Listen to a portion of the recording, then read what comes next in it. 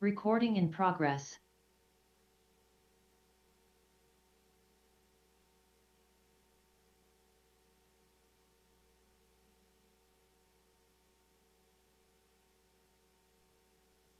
Good evening. This is a Greenbelt City Council work session. And let me get my microphone straight. My name's Emmett Jordan. I serve as mayor council. Would you introduce yourselves, please? Kristen Weaver, Mayor Pro Tem. Sophie Pope, Council. Danielle McKinney, Council. Amy Niesel, Council Member. Rodney Roberts, City Council. Okay, do we have any information items for the end of the meeting? I think I have one or two. Anybody else with an information item? Okay, well, let's go ahead and get started. I'd just like to open up by saying that these council work sessions, as well as our meetings, Mondays and Wednesdays, several times a month, to exchange information with community stakeholder groups or to gather information from staff, advisory boards, or residents. No votes or formal actions are taken at a work session. Our work sessions and meetings are open to the public except for executive session as authorized by state law so that residents can observe council's deliberations. We do strive to provide a reasonable opportunity for the public to weigh in and to express opinions. So we'll pause from time to time during tonight's work session. If you're here in the room, when we pause and you'd like to make a comment, if you raise your hand, once recognized, you can go to the podium there, and you need to state your name and give us an idea of what part of town or in the area you live. If you are on Zoom, you can submit a question using the Q&A tab on the bottom of your screen, or you can raise your virtual hand, and once again, after being recognized, you'll need to provide a name. We don't accept anonymous comments from Zoom or from social media. And finally, if you're watching on cable TV, or if by some chance you're watching the live stream on Facebook or YouTube, you can just send us an email.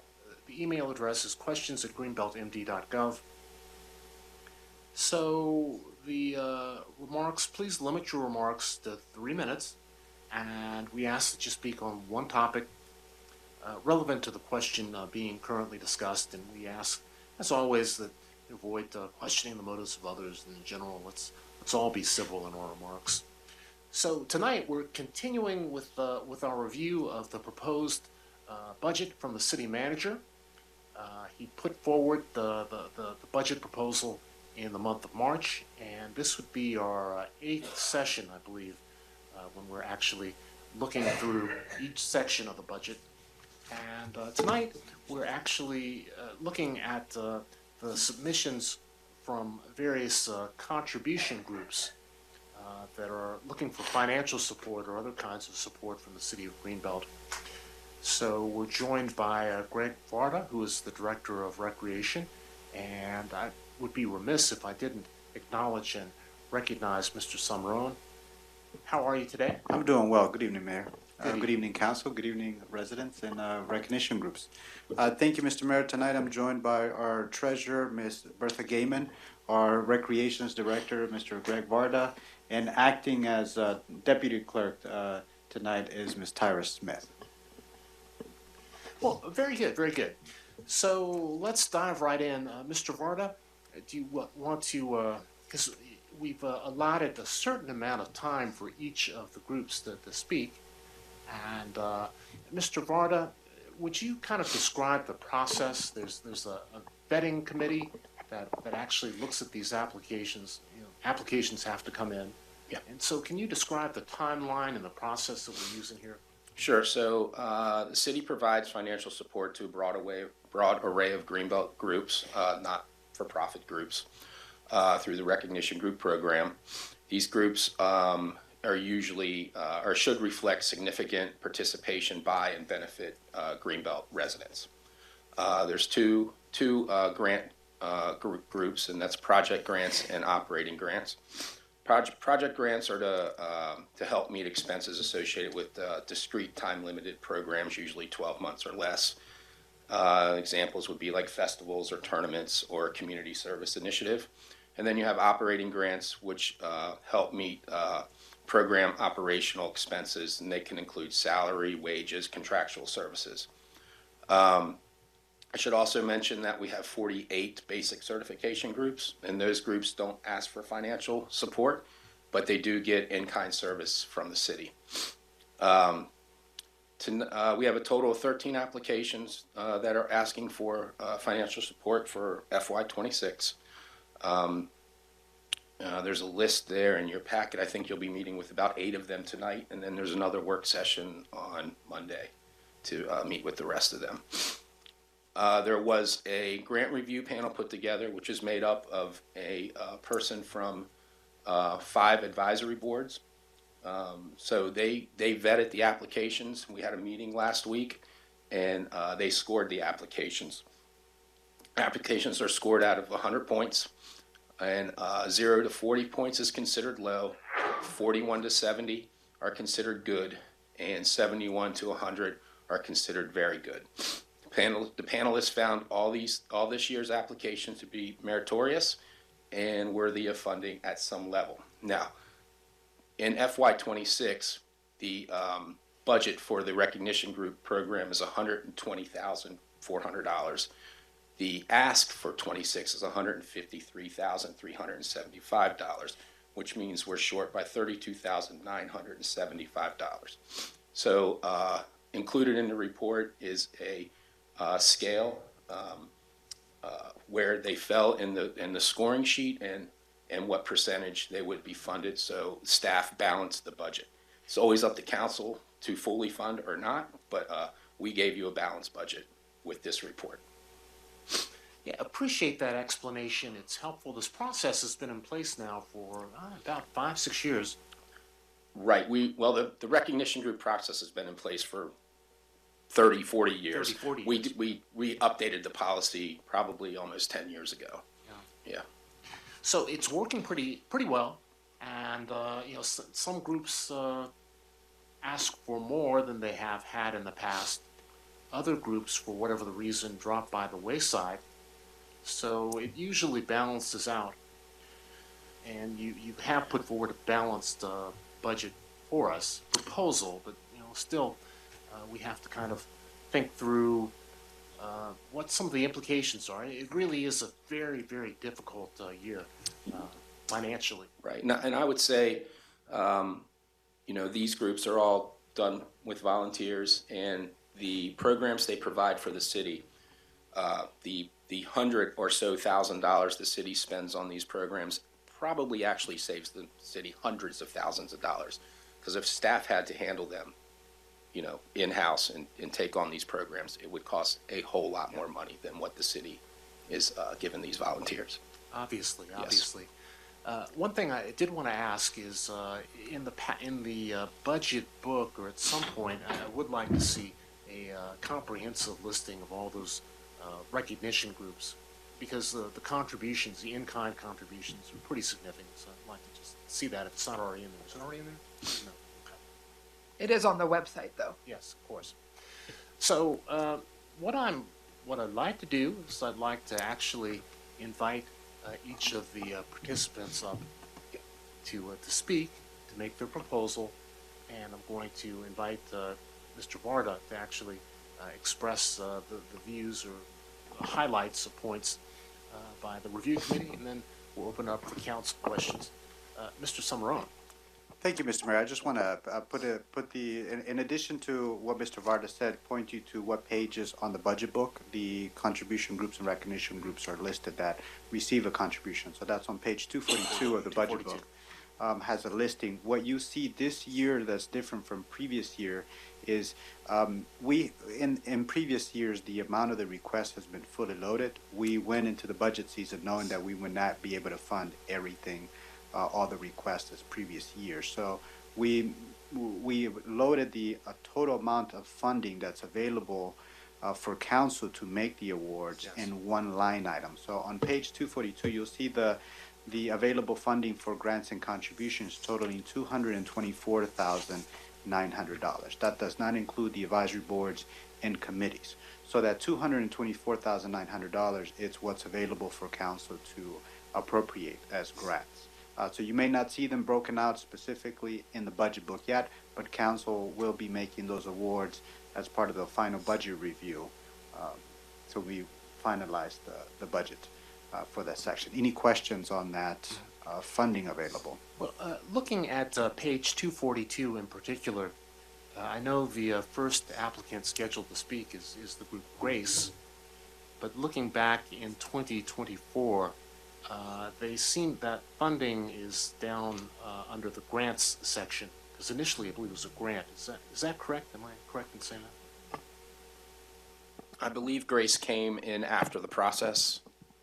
If I'm Right, trying that's to right, remember. that's right. It was And, emergency. right, It is, they petitioned council. Yes, now they're into the, right. into So the where it says policy now. Refugee Assistance Program, that's actually Grace. That's correct. Yeah. Okay. Well, let's go ahead and, unless there's some additional comments from council. I'll add one more thing. In addition to what Mr. Varda said, that if we were to assess the value of these groups contribute to our city, it's in the hundreds of thousands. So I'll reiterate that important point. The other piece is at least one council member has raised the inquiry or the desire to have a participatory budget. In this program, in some ways, gets with those participatory budget activities. These are programs that directly touch our residents. The programs are driven directly by residents for residents. So there's a lot of resident involvement in all of these programs. I would agree with that. We've talked about and looked at participatory budgeting, and that concept, or zero-based budgeting, that's the way that this is presented, where we have the amount of funding and zeros. That's sort of a little bit like zero-based budgeting, in a way. So at this time, I'd like to actually invite the first organization to the podium over here, to the microphones.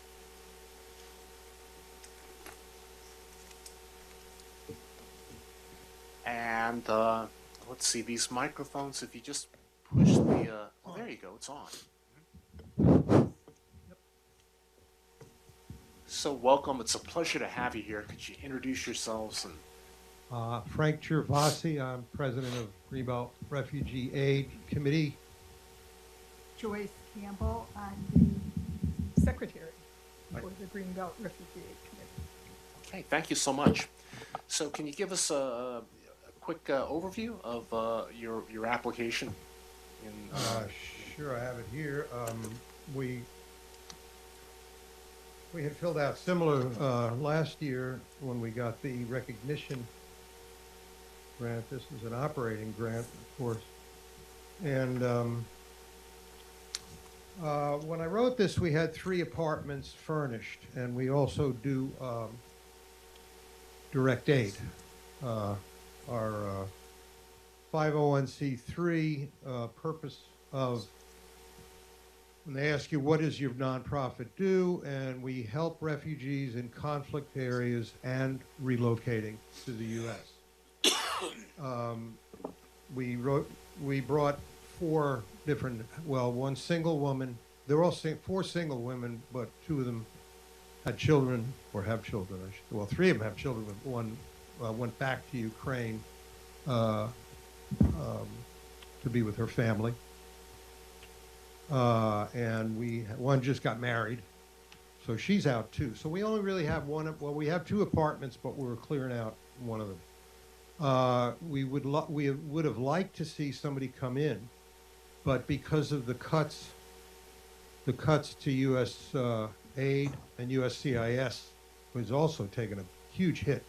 The Lutheran Social Services, NCA, National Capital Area, which are located right here, Greenbelt on Greenway, Center Drive, they are almost non-functional. You can't get a phone call through. There's a volunteer that mans the desk part-time, and they're doing very little except having a lawyer that's completely overloaded. So it's a pretty bad situation when it comes to immigration, as you're all aware. USAID is also a pretty horrendous situation, and that's why I feel like even our drop in the bucket is needed now more than ever. And I just did a video of all the, I had actually given it to Chandria, but it was late this afternoon to maybe show here, but I'm going to share with everybody about a lot of the things that we've been doing, not only in Ukraine, and we did help some Afghans early on, but we've mainly concentrated on Ukraine, and we've also started in Lebanon. And again, these are small grassroots, but every one of these organizations started out as small grassroots. So. Very good. Mr. Varda, can you give us a quick synopsis of what the committee Sure. saw recommended? So Grace asked for $25,000. The committee scored them at 54 points. Per the recognition group policy, city funds may not be regranted to any other organization or party under the policy. Cash payments issued by Grace domestically and abroad are not reimbursable by the city.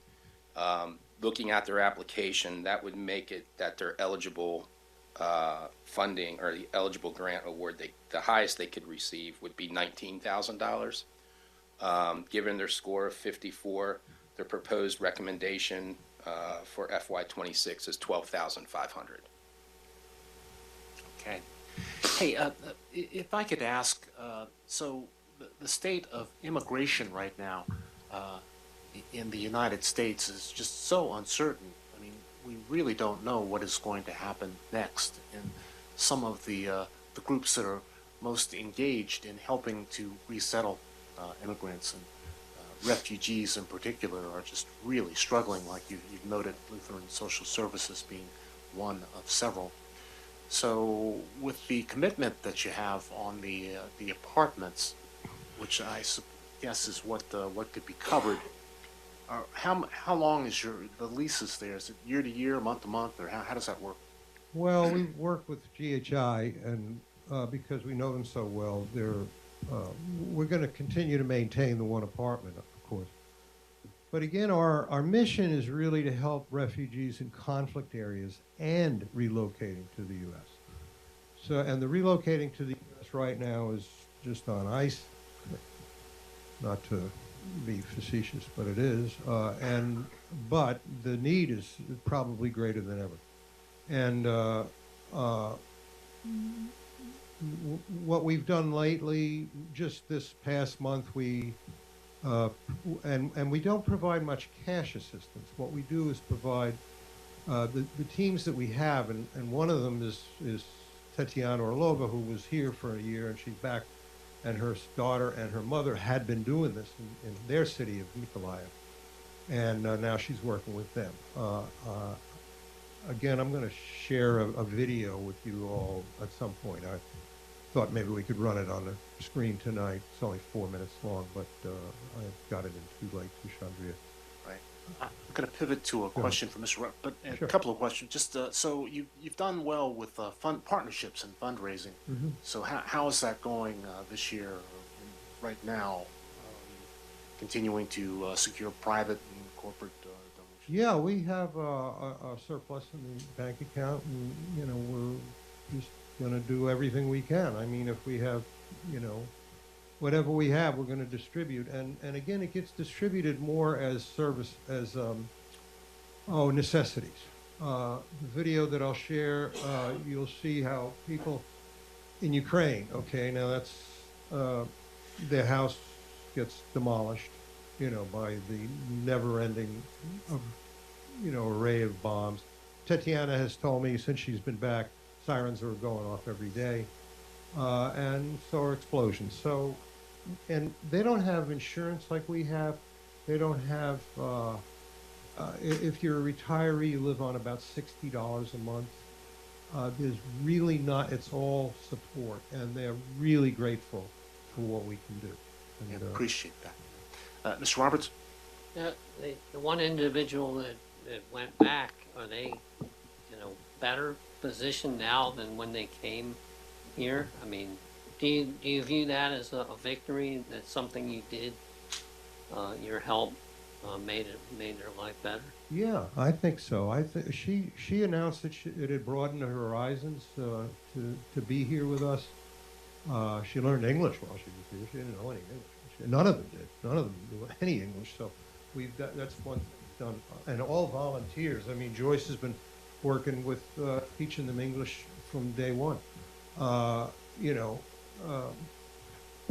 yes, I think, and she was determined to help out. She was we had sponsored her daughter too, but she's got 3 kids and 3 grandkids, and couldn't bring them all, so she decided she's going back.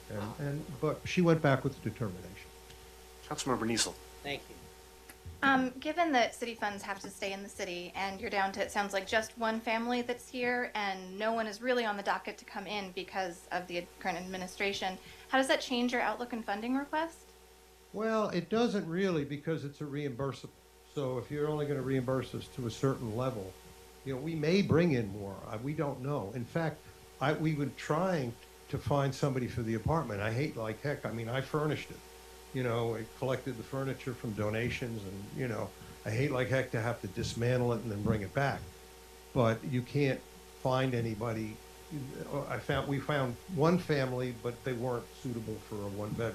Okay. So if we find somebody, we will certainly And then I resume. have a quick, so you have no more contact at LSS? Because I know that Holly's no longer there, so she definitely has to be taken off your application. Well, not only Holly, but hardly anybody. Hardly Okay. anybody, yeah. But that can change. I mean, Right. we don't.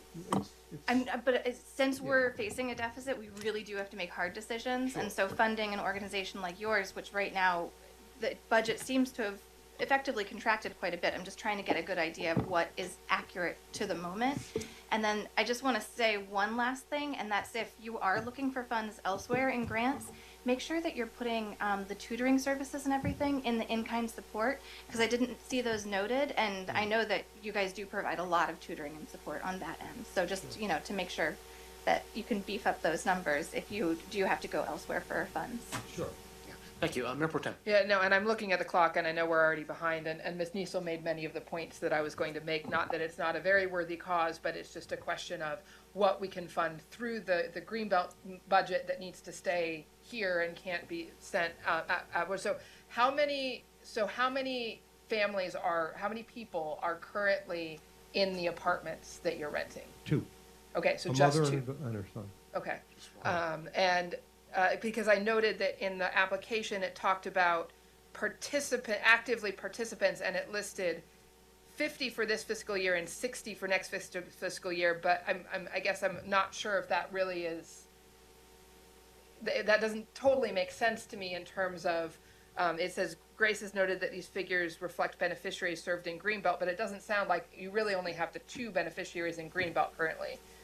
Currently, yeah, because the other one moved to Bethesda, but So and maybe for participants, you were thinking that people who participated, great. oh yeah, I Right. mean donors. But that would be and- volunteers or maybe audience members, spectators, or attendees. I just think, I'm not sure things are in quite the right spot. Well, we kind of right now we have 3 teams in Ukraine, and Kareem's brother and sister are in Lebanon. That village where he maintains a house and a family is half destroyed. So we're working there as well. That's where we started just a few months ago. I guess I think it's a very worthy cause, but I'm not sure that it totally makes sense to fund a lot through this process, just given the purpose of this funding. Yeah. Although I recognize how significant, how important the issue is. Yeah, yeah. Well, I mean, we can purchase things here and send them overseas just as easy as they can, purchase them there, in fact. But, I mean, so there's ways to do direct aid shipping from here, but right now you got us at a very, it's, well, the whole country's in that Ms. Pope. situation. Yeah, thank you, and I appreciate Ms. Niesel's and Mayor Pro Tem's comments. I was going about the same line. I think 25,000 is a hard ask right now in this situation.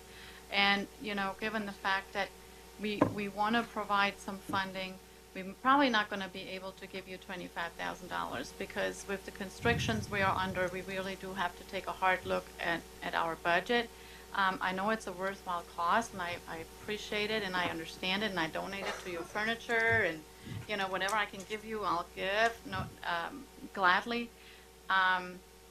But we also want to make sure that the funds, the taxpayers' funds that come from our taxpayers here in Greenbelt, that we're making sure we're utilizing them in the city. So once you have people here, we can say, okay, then this money should go to the people while they're living here in our city. So I think that will come into play. But keep up the good work. Really, it's greatly appreciated. It's needed. We all know it. And, but yeah, this year it's a little bleak, but I'm sure we can do something. That's, what it, go We're ahead. gonna do what we can. Yeah, that's all. Yeah, I think what he said at the beginning reflected this, right? You had it down to what? Right. 12,000 or something? And that was because you had taken out the direct aid, Right. right? That's correct. It was Yeah. based off your score, which would be 65% of the 19,000, which is 12,500. Yeah, right, so. So, thank you for the work that you're doing. It's so important during these times. We really, really appreciate everything that you are doing. So we'll do what we can. Thank Yeah. you so much. And one thing that might not be is asylees, people seeking asylum. I mean, right now our administration's so crazy that, of course, the Episcopal Migration Yes. Ministry has refused to handle white South Africans, on some scurrilous charge. But if there are asylees, that's what we'll be looking for, and that's what we'll be bringing. Because humanitarian parole, which is what all of these people have come in on, is really moribund. But asylum seekers aren't. So please keep up the good work. We appreciate Thank it. you. Thank you so much. At this time, let's bring up Babe Ruth baseball. They're online. They're online. Yeah. Mr. Gleason, are you there? Yes, good evening. Welcome. Good evening. Thank you. So can you give us just a quick overview of your proposal and talk a little bit about the most important things in your application? Yeah, so just a quick overview for anyone not familiar. We're Greenbelt Babe Ruth, so we have two age groups for our baseball program, a 13 to 15-year-old group and a 16 to 18-year-old group. We have our spring and summer season, which is our main season, and then we also have a fall season for both age groups. So our request this year, we're looking to, we're constantly making sure we're upgrading our equipment so we have everything we need up to date and safe equipment for the players, and then making sure we're good to go on uniforms. The hope is that we don't have to put as much into the field in the coming year, with the hopes that the renovations planned for Braden Field kind of relieve a lot of, in the past, that's been a big portion of what we're looking at doing is keeping up the field and maintaining the field.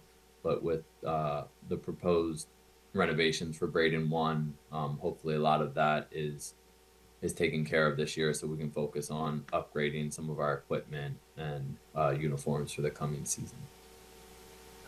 Appreciate that. Mr. Varda, can you give us a quick overview of what the review committee Sure. proposed? Sure. Babe Ruth Baseball requested $3,500. The grant review panel scored them at 71, which is high.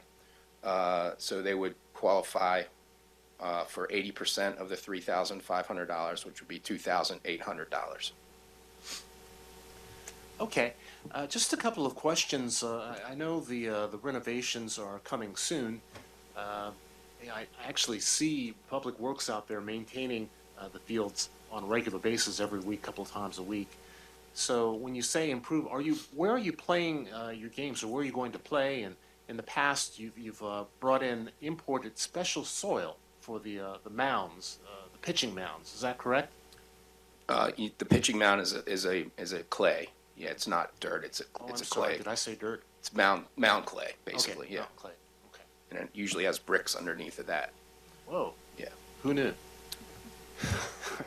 So, Mr. Gleason, where are you going to play the games for the second and third season?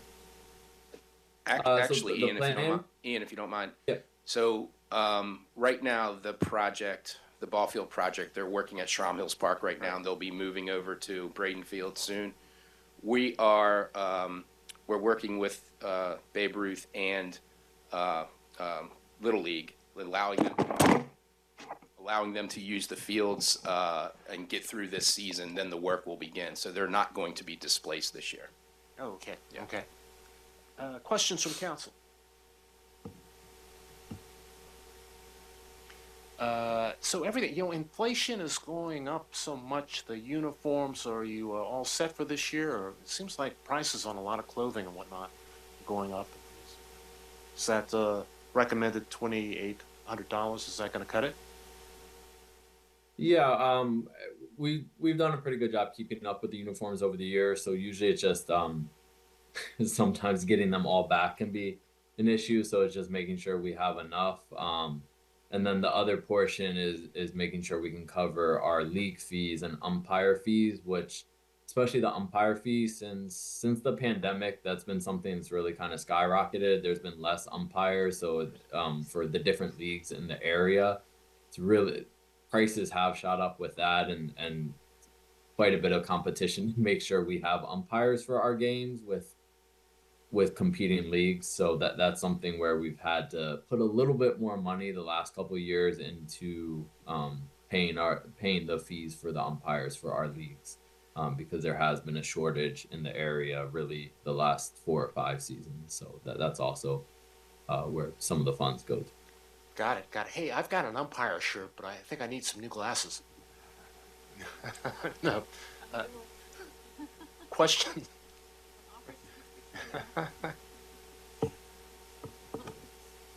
Anyone have any serious questions? No, well, I guess this is I was looking at this and I thought I had a different question than I actually do, but I was looking at the use of past grant funds, and it looks like this is on page 34 of the packet. It lists the information for the last completed fiscal year, which was initially my question: why doesn't it have the stuff from this year? But it's actually answering the question.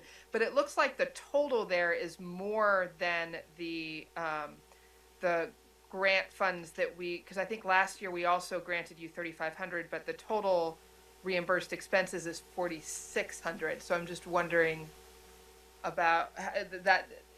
Did just some of that get reimbursed, or that just doesn't seem like it matches with the amount that I thought we awarded them last year? And this may be a question not for Mr. Gleason, but for. Okay. I'm sure we awarded them they were budgeted for. So yeah. And I think what for a couple of the items, usually right at the end of the fiscal year, we're paying our league fees, which is a bigger check. So sometimes what happens is I think whatever is left over for the reimbursement gets paid, but the league fee is a pretty large amount, or the umpire fee is a large amount. So maybe we have $300 or $400 left at that point, and it gets reimbursed, and then the rest of it is coming from our savings.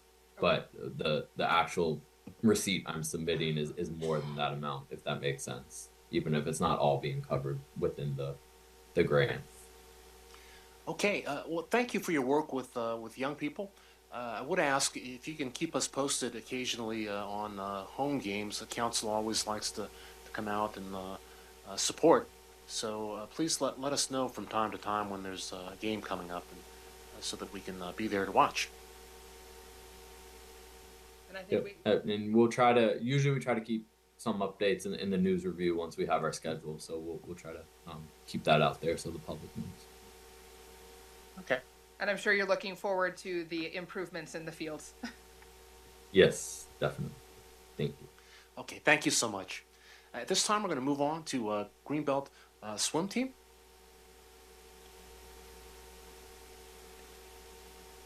Greenbelt municipal swim team. Hello. Hi. Hey, thanks for joining us tonight.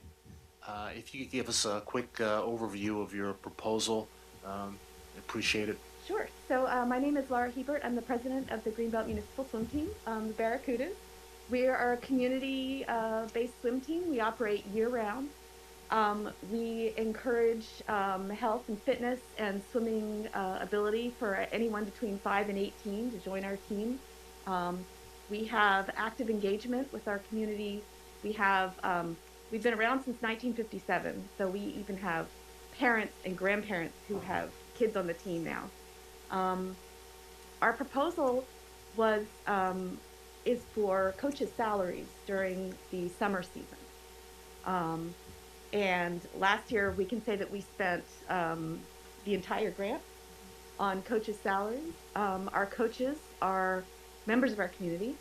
They are usually young people who are building their own leadership skills, teenagers who also work as lifeguards at GAFC. So we like to think that we're helping to build the community on all levels. Okay, thank you very much. Mr. Varda, what did the committee recommend? The committee scored the swim team at 77 points, which is high, and allots for an 80% funding of the $10,000, which makes that $8,000. Yeah, so that's where Okay. the committee is. Well, one thing I was curious about, the outside pool for Greenbelt opened up a couple of days ago. I've not been over there yet. So the arrangements with the indoor pool closed, where are you practicing, and are you actually going to be using the outdoor pool for designated hours? Yes, we are. So we had in-depth conversations with the rec department. They've been very generous and open with us kind of negotiating use of lanes. So we're going to be using certain amounts of lanes in the morning and then some in the evening. And then we're also going to be supplementing with our sister pool, Severn Crossing, for additional practice. We did have to, I'm Christine Nickel, the treasurer. We did have to cut the spring season short, but you know, it was a small ask. So yeah, and we worked really well with the so thank you, Mr. Martin. Pleasure. And what's going to happen with, well, I guess with the swim meets, they close the outdoor pool anyhow on mornings. How many, so you've cut the season short, will there be fewer meets here? So yes, so we went. I think this year we were due to have 3 home meets and maybe 1 in the evening. But we went to the league, and we said the city would like to be able to offer this opportunity to the residents, and so we cut down to only 1 home meet, and we won't have any like B meet or evening meet here. There is a financial impact of that because most of our fundraising is done through concessions. We make about $700-800 at a meet. And so by losing those meets, we actually are losing funding as well. So last year we did spend all $10,000 on salary. With the alternate hours, we'll see exactly where that pans out this year, but I do anticipate us needing the money again. Yeah. Right. So there will be one if you want to come. Yes. Oh, yeah, I wouldn't, Second week, yeah. And the 21st. 21st, June 21st. June 21st. But that'll be our only home meet so that the city can allow the residents to swim. And I want to be able to support by having some of that taco salad or something that's pretty tasty. Okay. Questions from council. It's just amazing how many families are engaged when you have your awards presentation. There have to be close to 200 people there, just tons and tons of families. Yeah, we like to give awards out to. There's paper plate awards that are personalized from each of the coaches. They'll go and draw a picture and make a slogan for each of the swimmers. So it's a really nice way of expressing the personalization and you know their gratitude from the coaches to the swimmers too. And it's also one of the benefits of this that is not often seen in groups, especially groups that involve children, is there's a lot of like vertical socialization. So you've got these 5-year-olds hanging out with these 18-year-olds. And I know our 18-year-old 8 and under coach, she crochets. Oh my gosh, she crochets a stuffed animal for every one of the kids over the summer. And so it helps build a bond that kind of stays as they grow, not just within their age group, but within the entire, you know, they see the benefit of a community coming together. Yeah, I've seen that. I've noticed that. Ms. Pope, I think that's great. I think that's wonderful. That's such a good learning experience. And the dedication that goes behind that, I mean, that is just fantastic. So thank you. And I know you meet very early. The swimmers have to go up very early. So that's why it was my sport. But thank you so much for your dedication. And thank you. You know, we're so glad to have you in Greenbelt. And we're running into a little inconvenience right now with the pool, but we're going to get that fixed. Yeah. So We're excited. We're all good. thank you so much. Thank you. Councilmember Niesel. I just wanted to double check your number. You said that for each of the 2 home meet losses, you're looking at about losing $700 to $800. Okay, so like $1,600 potentially losing out because of opening the pool to the public on those days. We were able to have an evening meet, like a B meet, and so we made money about another Okay, yes, Councilmember McKinney. I was just trying to see how much of your budget do you typically allocate towards like marketing and outreach? So a lot of the market, so it's kind of a mixed bag, I guess. I don't have an exact number for you. Most of the marketing that we do is by going to the festivals and stuff and talking, and then we used to put flyers out in the schools. So we usually go to the Green Man Festival. We try to go to Fall Fest, but we don't spend a lot of money with direct marketing. I'm not sure. Well, let me add that a lot of new registrations come from word of mouth. Yes. So we have swimmers that are involved in the year-round clubs, like that are part of Potomac Valley Swimming. Those clubs are usually kind of expensive. There are a lot of practices. Parents might not want that.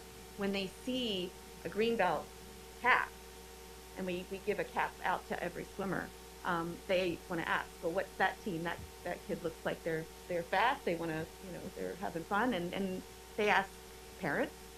Parents talk about the team. So there's a lot of word of mouth. Also, the lanes are pretty full. I don't know how much more we can take in. I mean, we have to cap our numbers, and our numbers are usually, we're hitting those caps. Yeah. So what's happening is we're kind of hitting a cap, and then if we can squeeze some more kids in, we do. So we are doing outreach, and we're targeting certain Greenbelt communities by attending the events in the different areas. But we don't do massive marketing because we don't have room for massive kids, if that makes sense. It does. I was curious to see how much marketing and outreach was going on specifically to the kids over at Franklin Park and in Greenbelt West, especially since I know Franklin Park has a pool but doesn't really have a pool.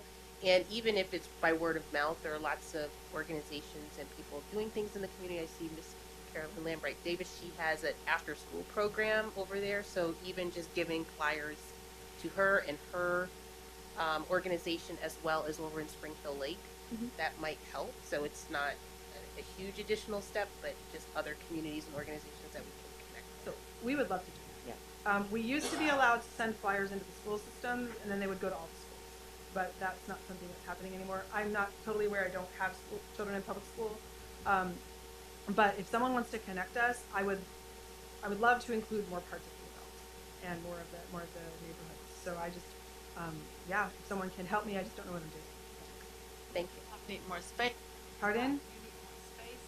Space down that well. So this summer with the limited lanes, we may not have, but we Sure. will. But in the future, it would be great to, I know, especially in a lot of communities where, specifically the Black community, a lot of children do not know how to swim, and we need to try to increase that because it is a safety issue. Yeah. So as much as we can expand into other communities where we have more people of color living, that would be great. Mr. Roberts.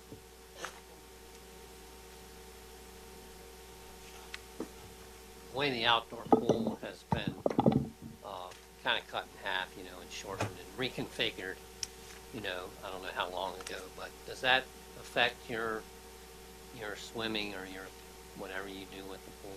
So it's 25 meters, which is. So is it the right which is what we need size? to be. Okay, Yeah. okay. It's Because exactly at one where time I it am. was a bigger pool, and now it's kind of, you know what I mean? So I'm. So it's the right size. the right Yeah, size, okay. I just wondered. It's a very nice pool to have swimming. Yes. Seems I to be. missed the diving boards.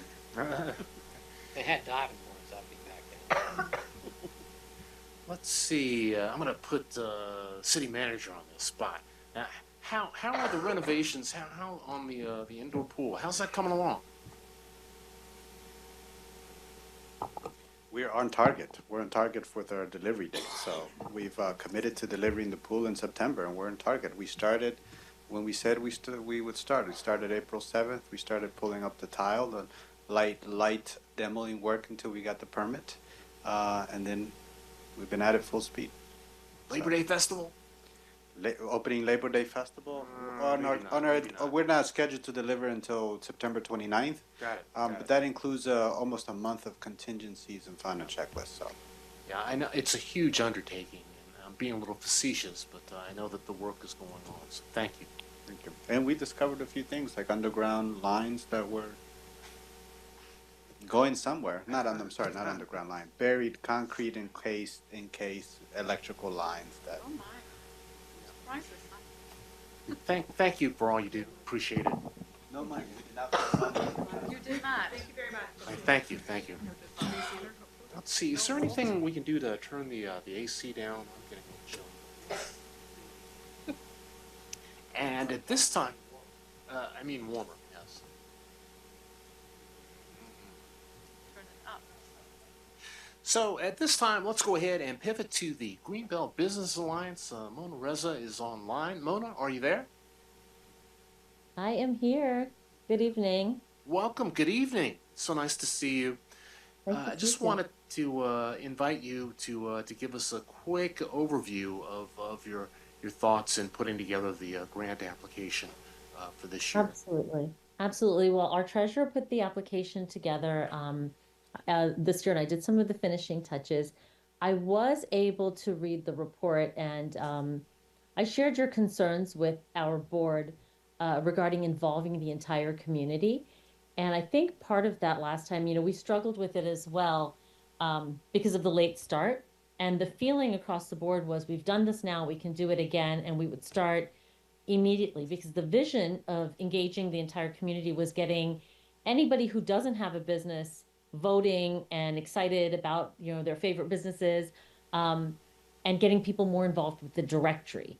And so all of that was new last year, and I think we had a successful event, even though there wasn't as much engagement as we would have liked from the community at large.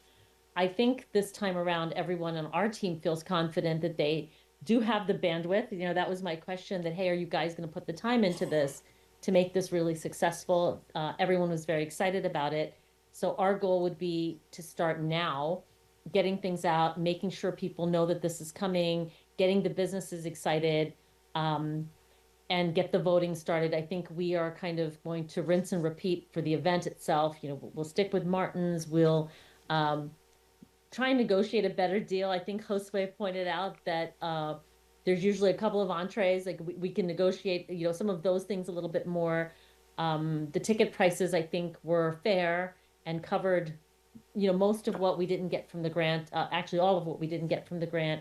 And we were able to use some of our own funds for little extras. And I think a lot of lessons learned last year that we would love to implement if we did this again this year. Okay, thank you very much. Mr. Varda, do you want to give us a quick synopsis of what the evaluating committee said? Sure. The grant review panel scored the Greenbelt Business Alliance at 64 points, which would allot them 66% of the $5,000 they're requesting, which puts them at $3,300. Okay, thanks so much. The business directory looks fantastic. So, given that recommendation, how would that affect your operations or your request? Yeah, I think that, I pulled up the numbers. Let me open it up for the call. We really just made it. We sold, I think, 80 tickets last year, and that helped us with the cost. I think what we would do is, obviously, we would love to get the entire 5,000. We put about 8,500 in ourselves through ticket sales and membership. So, let's see. Sorry, I'm trying to open this Excel spreadsheet. Here we go.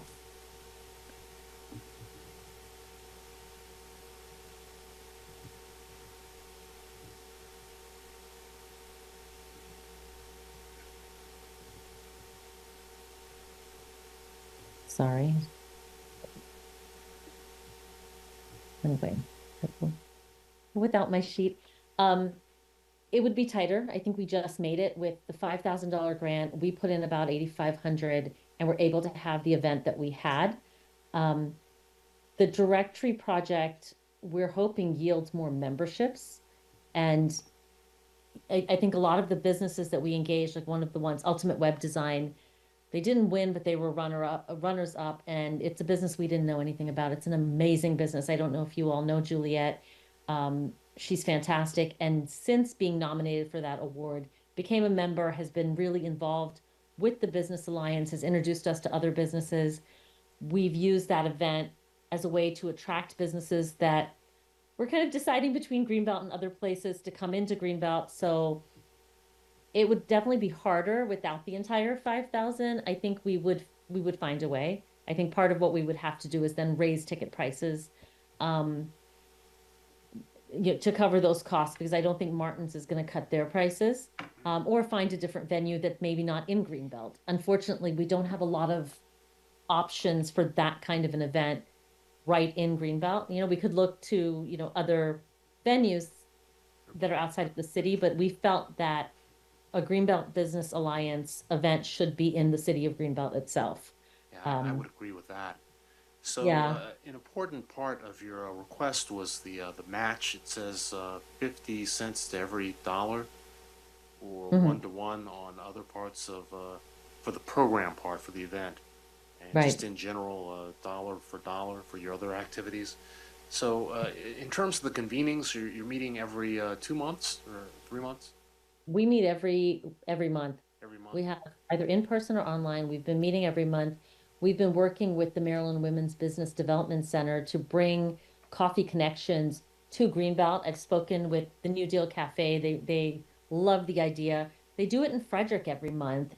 It costs them nothing really. It's an opportunity for them to share their resources with the city of Greenbelt. And so, they had a change in leadership. Francisco had agreed to it. Now I'm working with Karen Sipple. She loves the idea as well. So it would be really a very easy way to have a monthly event where we bring the residents out, we bring the businesses out. One of the things, for example, that we have planned is we've got a commercial real estate attorney, we've got a commercial real estate broker, and insurance providers to come out and just be available, and we'll have a little coffee talk and share information about that for anyone in the community that's interested, and just change the topic every month, but have almost like an open house. And what they told us at New Deal is there's no cost for that.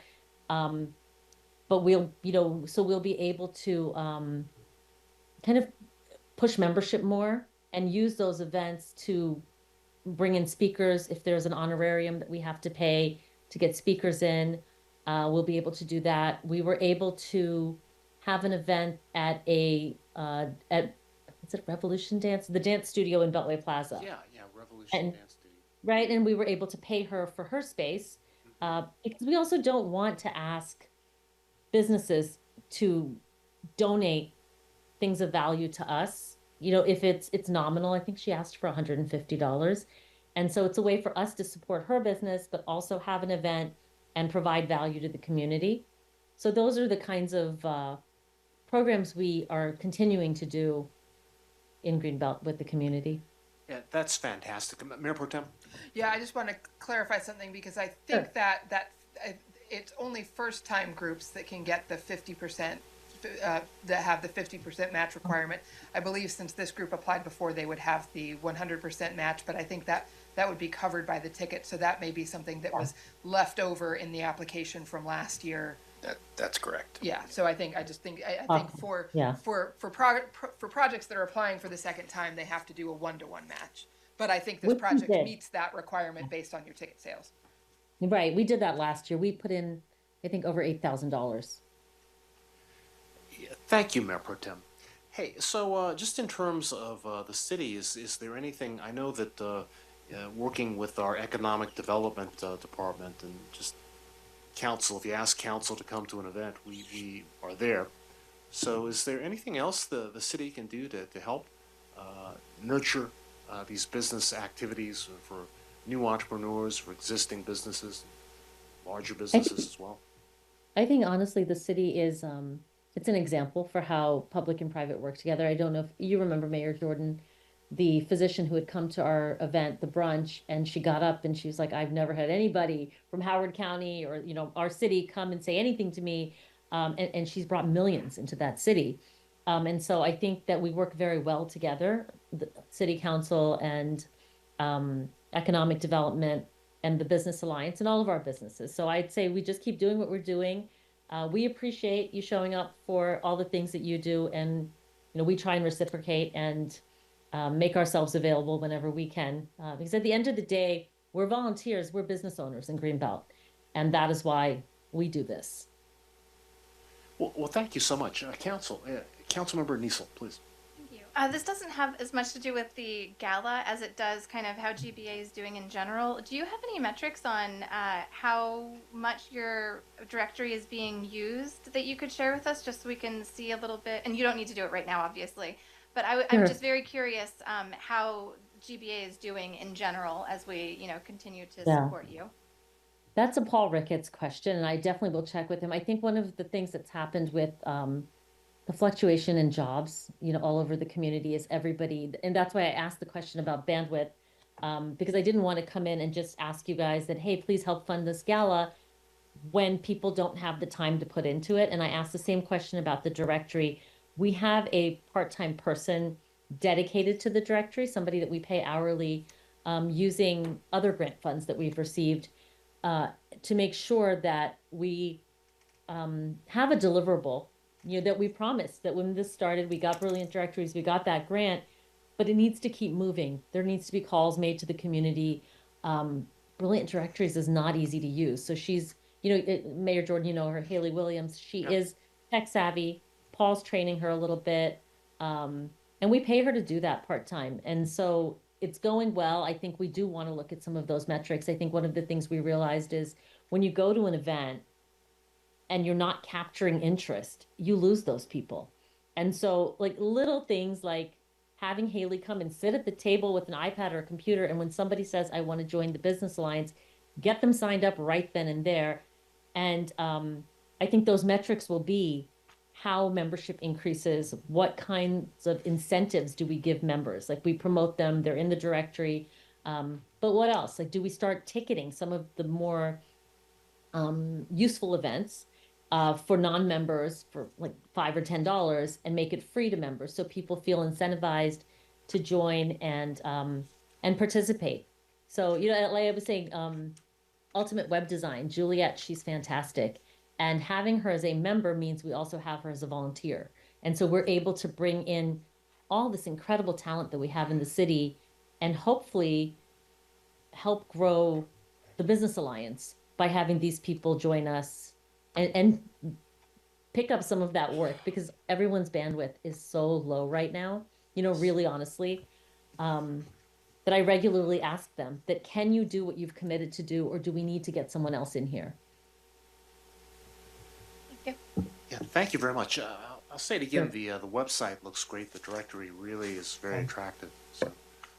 That a lot of that is Paul. Paul has done so much of it himself. Haley has helped him a lot with the graphic design aspect. And we're trying to make sure that that back end is really robust as well. And we can really use it and target different members of the community as we have events and we have things come up. Thank you so much. Thanks for all you do in the community. And at this time, if there are no further questions or comments from council, we'll move on to the next organization, which is Cheers. Thank you. So Cheers, come on up. We're gonna have to bring in some more chairs for you guys. Whoa. Full court press.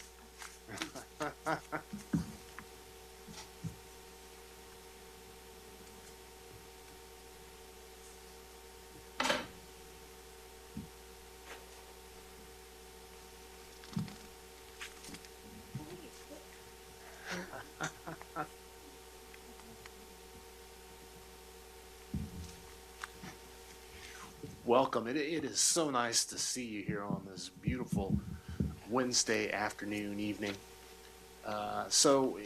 Thank you for everything you do in the city of Greenbelt and have done for such a long time. But do you want to give us a quick overview of your application for funding this year, just with the high points of things that you want to do with the funding that you received from Greenbelt? But first, you got to introduce yourselves. Speak closer to the Hi, microphone. I'm Jennifer Dudley. I'm on the board of stewards for Cheers, and I am the coordinator for the Three Sisters East Garden. Carolyn Lambright Davis. I'm the convener on the board, one of the coordinators for Three Sisters Gardens West, and the Food Forest. Okay, I'm William Davis, and I'm also on the board. I'm Geraldine Adams, and I am the coordinator for the Three Sisters Center Garden, and I'm leading the project on the Great Food Transition. Well, thank you. So, I don't know, can you quickly just give us an idea of what you've asked for this year that may be different or new, or what you're going to continue to do this year with funding from the city? Excuse me, Mayor? Yes. If I could just clarify, Cheers is a basic certification group. They do Oh. not receive any grant funding. Oh, They okay, just okay. receive in-kind services. Council does meet with a few groups like that. One is Cheers, one is Farmers Market, and the other one with Labor Day, who receive a lot of in-kind support from the city. So Okay. Cheers is one of those groups. Okay. Oh, sorry, I thought we were giving you guys some money. No, but thank you, Greg. I mean, really, I was gonna say that anyway, but I do talk a lot. But anyway, I will be quick. We also did a presentation, so as we roll through that, and you can see. Oh, But first of all, can on behalf of the Cheers Board of Stewards and Geraldine, who soon will be, I hope, can we say thank you to all the city council? Thank you for the city staff. Thank you for the support. Thank you for coming out to our events. We appreciate it. You have no idea. If you with Chesapeake Education, Arts, Research Society, you'll find that this group is intentional, inclusive, and we're intergenerational.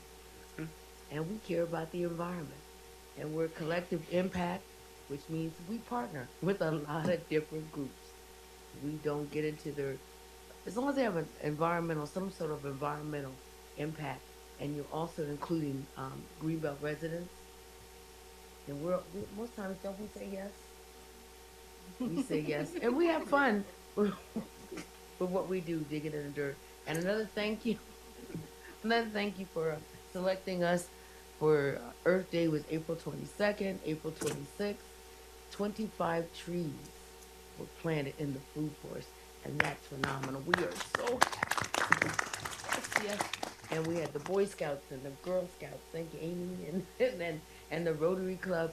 So if you get the thread of Cheers, we are a partner group. No one person, it's all of us working together for Greenbelt residents. So we can. That's powerful. Let's to go the- ahead and take a look at the video that you got. Yeah. And so we thank you. Those are some of the Earth Squad members. They are now, that particular group, they are now in high school. So if the trees, if you're ever along Breezewood with Public Works, those children planted those trees that are now, they're very taller than I am. And so there's always that partnership, Public Works, key partner with us. You know what, Three Sisters Gardens, where they're located, center. We have gotten grants from Chesapeake Bay. We just got Chesapeake Bay Trust, from the Greenbelt Community Foundation, through our Great Food Transition. We're a collective impact. I keep saying that. I just want to keep reiterating that because we're into working with each other and making us one, and also developing our youth because we're all tending to get a little older, and so we have to make sure our children are ready to step in and be able to maintain the beautiful trees of Greenbelt. We are a tree city. You ever notice that? And Public Works, they do such a great job. If we can go up a little bit further. But I talked about some of the groups, but I'd like to spend a little time with the Great Food Transition. That's usually on Wednesdays once a month. And a lot of Greenbelt residents are coming out from all parts of the city. So I know that some of you have attended some of our dinners. Basically, the idea of the Great Food Transition is that we know what big agriculture and our food system is doing to the earth, and it's really it's bad for the earth and it's bad for our health.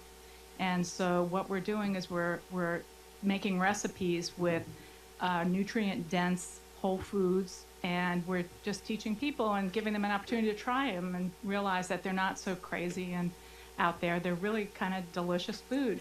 So we have a team and we work in the kitchen, and then everybody gets to eat and they can try the recipe at home.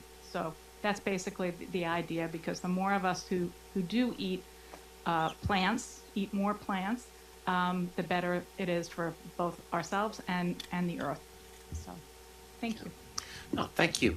Hey, I had the opportunity to attend one of those sessions, and I didn't realize how easy it is to make your own sauerkraut. And actually, before coming to the meeting tonight, I actually took a look at some of that sauerkraut, which I still have left, and it came out really good. I tried some of it, but it's still up there on. And also Yeah, you kind of have to have the mic free. Oh, in my face. Okay. There are many groups that are projects with Cheers. The Flows, which is our group in Guatemala. So we're kind of becoming international, and with our international. Analog forestry, can I say something about that? Absolutely. Okay, so we are participating we are the North American branch of the International Analog Forestry Network, which is it's people all over the world on every continent at this point, working together to reestablish forests and to work with nature and the natural structures of forests to better farm. We are partnered with Louis State University, as well as Ujamaa Seed Coalition and a bunch of other organizations locally to put on education that is being attended digitally. We have workshops that are being attended by people all over the world on this forestry practices, and then we're on our second year of doing in-person work as well at Bowie State. It's a workshop, and then there's going to be some train the trainer things going on in the future. I'm personally really passionate about this. It's a lot of fun kind of combining the forestry side of things and the agriculture side of things. And so that's one of the projects as well that we're doing with International, and I think it's important to note, Cheers is, we're doing excited. things both in the city, but also really we're part of a global education initiative right now. And to bring that even home, further bring it home, is that 14 interns within Greenbelt, 10 local, 4 within the world. And they will be given stipends, and they will be assigned to each of the gardens and the food forests, and we are excited about this. So we have maintenance. I think there's nobody from public works. They always talk to us about maintenance. You gotta maintain what you do. And so now I'm real happy. We are expanding and taking the city of Greenbelt, taking it out to the world. Talk about, hey, what are they doing there? Sustainable city that they are. We also have the seed saving project we even started with by Jennifer. Things that are going on. The Mini Streams Farm, which is in Pennsylvania. Am I correct with that? I've been there once. Yeah, and we planted trees and gardens and things like that. But I just, we're doing what we're supposed to be doing. And we're eating our medicine as opposed to taking our medicine. And I'm healthier. I think we all look at that a bit healthier. Our children are healthier. And then also, Councilmember Pope, Spring Hill Lake Elementary School students. Oh my goodness, we have embraced that school. And even if they aren't a member of the Earth Squad, if they're in that youth center and the Spring Hill Lake Recreation Center, Greg, they participate. Frank and Brian, they come out. You say, oh, we're going to paint. People talk about our colorful gardens, but we do that because we work with children. And what do children like? Colors. But they're learning. They plan, they design, they maintain. We're citizen scientists. We're planting, we're monitoring, and then we get to harvest and eat. Isn't that exciting? I mean, to me, I make everything kind of bubbly for children. I'm around children all the time. And the kids are excited. They do. are. They really do. And so we're very thankful for the wonderful teachers that come by. And now with the new playground area, your teacher, Ms. Manlock, their teachers coming. Yeah. They come after school and just sit and interact with the children and have fun. And so that's a good thing. And it keeps saying, but that's it for us. We really, I do have an ask. You ask me that question. You ask us every year. This is something we want. Well, I think, in We always say no, no, so it's with the commercial kitchen. You're looking for a better rate on the commercial kitchen. It was in And the application. So, Yeah, yeah, so I I was gonna ask, with so many of the recognition groups were able to provide access to our facilities as an in-kind kind of an arrangement, but I guess at the commercial kitchen, it's a little different because we have to have a person there to kind of supervise or clean up, or why is there a fee that's associated to having folks use our commercial kitchen? I know we have to actually have a person there or pay someone to supervise. Well, For the health department. they need to have a food manager's license, right? We have that. Right, so as long as you have that, we don't need to have another person there that has a food manager's license. But per policy, the kitchen is a rental facility, and we do not give that away unless directed by city manager. Right. But could we perhaps, Greg, not to interrupt you, we normally pay $50 an hour. Perhaps could we pay for 25? Or is that? I think city manager and I can have that discussion. We can have that discussion. Okay. Let's have the discussion. Yeah, and I'd like to see something worked out. I think that's a reasonable request. Mayor Pro Tem. Is there right now any differentiation in, because I know some of our rec programs, there's a differentiation between renting to Greenbelt resident or like for camps or things, a Greenbelt resident rate and a non-Greenbelt resident rate. Do we have any differentiation for that in renting the commercial kitchen? It's resident and non-resident rates. Okay, Yes. so it does have already that differentiation, so this is a request to have sort of a separate recognition group rate? That's Yes. what they're asking for, Yes. sort of, or Yeah. at least special consideration for Cheers. Do we have any other recognition groups that use the commercial kitchen? Not to my knowledge. Okay. Not regularly. Not regularly. Yeah, not to my knowledge. though. So you could think of it as a subsidy, or you could think of it as council making a grant and to diminish the cost. So, I mean, there's a number of ways we could work that out, but I think it's a reasonable request. I'm just one of 7 council members. We can kind of kick that idea around. Yeah. Council, any other questions or comments or thoughts that we need to share? Ms. Pope, or actually, Councilmember Poppy, please go ahead. I just want to say I'm incredibly impressed by the volume of work you guys do and the number of projects that you have. And you just bring such a huge benefit to the city. So thank you all so much. I always really enjoy participating in your programs. I feel like I always learn something. The multi-generational aspect, I absolutely love. It's just a beautiful thing to see. So just, you're just such a benefit to the city. So thank you so much, and keep doing what you're doing. I'm just really grateful to have you all. The resources that you provide and the education that you provide is amazing. So it just impresses me every year. I'm like, because you said I keep saying and I was like, she does, because it's like, and we do this, and we do that, and it's amazing. So congratulations to you guys. Councilmember Pope. Yes, thank you. I just want a big thank you to you, and I just want you to know the kids love you. All the children know you, so not just the ones who participate in your programs. And you've been doing this for so many years, and thank you for texting me this picture the other day.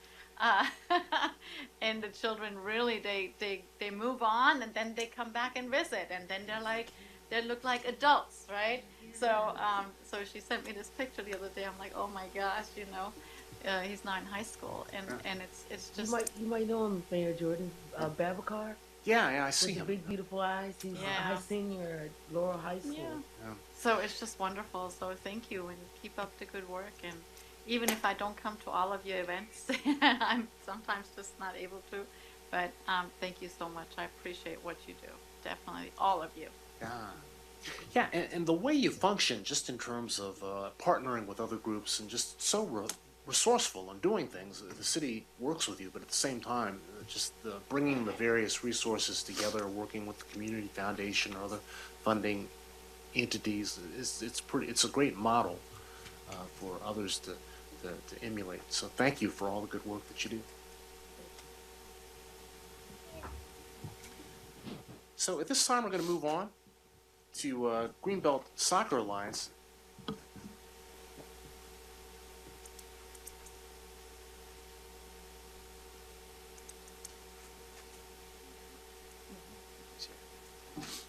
Welcome. Hey, it's great to see you. Thank you. so we've got Mr. Callwater, and Mr. Borg. Yes. Yes. It's a pleasure to see you tonight. Hey, if you can give us a quick overview of what you've asked for in the grant application, what you kind of used the funding for in previous years, this is a good place to start. But first, just welcome. It's great to have you. Well, thank you. First, we'll introduce ourselves. We introduced us, but I'm also the general manager of current season, which ends in 3 weeks. I am the board president, and I do pretty much a lot of other things too, like I wrote the grant this year, and I also wrote permits for the fields. Scott. Yeah, so my name is Scott Borg. I'm the vice president of the Soccer Alliance. Kind of just Jonas's right-hand man, and kind of filling the gaps whenever necessary. Yeah, he joined a month after we did this last year when I tried to do it through the internet, and it was not going very well. So this year, instead of having a PowerPoint that may not even get seen, I just let's just do this conversation. That's great. Hey, you said so there's 3 weeks left in the season. Yeah, and then we kind of transitioned to a different program in the summer, which is like community-based soccer, which is, if you grew up playing any sports, you and all the other kids in the neighborhood would just agree to meet on a field, and then you would play there. And that's kind of how our summer program works. So it's a little bit more hands-off. We have usually one volunteer on the field that, is there with ice and med kits just in case anything goes wrong. But it's more directed by the players, not by a volunteer coach. So it's way less intensive than what we're doing right now, which we have 2 practices a week, games on Saturday. And then obviously after that summer season's over, we take a little bit of a break, recharge our batteries, and then go right into fall season. So we actually we both came from practice tonight. Oh, is that right? So I'm a little sweaty. And I had just enough time to take a shower so you guys wouldn't smell me from over there. Wow. Hey, so you've got the travel teams and things going on, the regular season, and then you've got the summer season. So it's really, Greenbelt soccer has really grown and taken off in many ways. So it's here in Greenbelt, it's in New Carrollton, and you're kind of interacting with the league in Prince George's County, or actually it's beyond Prince George's County. So where are you playing mostly, and how are your activities going to, the ones that are based here in Greenbelt, how will they play out for Greenbelt residents that want to participate and learn about soccer in a non-competitive way? Sure. Yeah, so we kind of feel like we're the tip of the spear when it comes to soccer instruction. We start at kindergarten and go all the way up to age 15. And so a lot of times when people start our program, it may be the first time they've ever played soccer outside of, say, gym class at school. So we're, like I said, the first soccer some people will ever have. Some players will start at different leagues like Quick Beach or Soccer Shots. They usually start 2 or 3, and so usually we start with players that have 1 or 2 years of experience or fresh. And I also coach U10 team with 16 players this season, and I'd say 8 of them is the first time they ever played soccer outside of school.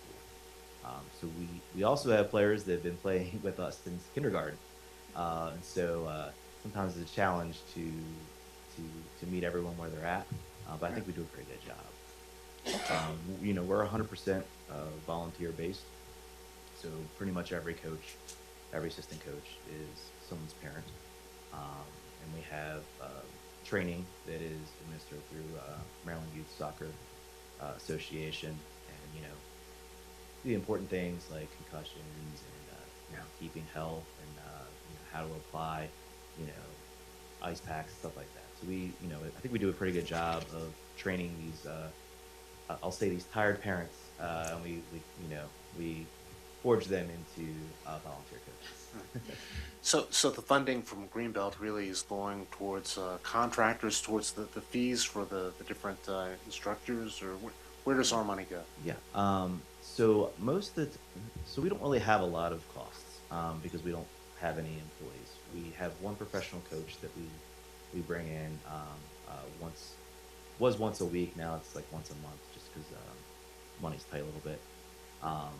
But you know, other than that one person who only comes very rarely, we don't have any employees, and so most of our fees are insurance, taxes, and website fees, stuff like that. But I think we run a fairly tight operation. We spend a lot of money. One thing that we do spend money on is equipment, and we had a challenge our last season where I'd say 90% of our equipment was stolen from a shed, and we I think we put an article in the paper about it, and I'll be honest with you, it was a dark day when I came to the field and the equipment was gone. We were able to finish the season off. I think it was like 2 or 3 weeks before the end of the season. And we put that article out, which Scott pulled together. And we really felt the love from the community. We had private donations, both from the community but also from our own board members, to try and get our program back on solid footing. We had a Generous Joe's. We had a fundraiser. We were able to raise some money there, and Kathy actually, I went to Kathy's like the day after it happened, and I was like, I have no soccer balls, and I also had a donation of soccer balls from Kathy, and so that we really felt the love from the community, and it's a terrible thing that happened. yeah, and I think it's probably going to take us another 6 months to get back to where we were, but I think this season I think it was pretty seamless. The only thing is we weren't able to afford 2 field liners. This season we didn't have any lines in the fields, but hopefully next season we'll get back. Hey, Mr. Varner, what did the review panel say? Okay, so Greenbelt Soccer Alliance request is for $5,000. The grant review panel scored them at 71 points, which would allow them 80% of the $5,000, which puts them at $4,000, the proposed. Okay. One thing that I was curious about, your reach has expanded over time, and I know that there's a challenge. The fields that we have in Greenbelt just are not suitable at this point for practice. So you're playing or practicing in New Carrollton, and so are you getting any grants? Or is New Carrollton, are they providing a grant? Yeah, so we usually do a New Carrollton grant. I think we write that one in December. Last season there was we had a negotiation on the field fee there because it's fairly high, and so we were like, is there anything you could do to lower the fee there? And they lowered it quite significantly. And another thing that kind of over years had happened there is that every season we weren't sure if we'd get the permit, and so they also were able to work with us to, instead of it being a seasonal permit, we got a yearly permit. And then we also got it, basically we were able to extend it for another year, and so it took a lot of the pressure off of me as the permit writer for the field, and also they lowered the price quite a bit after a couple negotiations. That being said, I think we also work with them. There was Parkdale Schools fields were both being refurbished, right? And so we also allowed the Parkdale boys on one season and the girls on the other season to practice on our fields. Oh, okay. And so I think we've been good stewards of that field. But like that's I said, the field that's over there on Good Luck Road? Yes. Yes, and then also this season they installed a pod for the equipment, right? Because the shed that was previously there, they were going to replace it, but then I think that they weren't able to get the funds, and so they have a rental of a pod that we're using. And so I think they've made some investments for us to continue to use the field. So with the summer program, is that sort of a combined program? Yeah, we kind of put we limit it to certain age groups that can self-organize. think my U10, they're not quite there yet, but you know, we do the U12s and sometimes U15s, U10s sometimes we do, and sometimes we don't, depending on we think they can self-organize. Right, right, very cool. Council, questions, thoughts, suggestions? Yes, Councilman.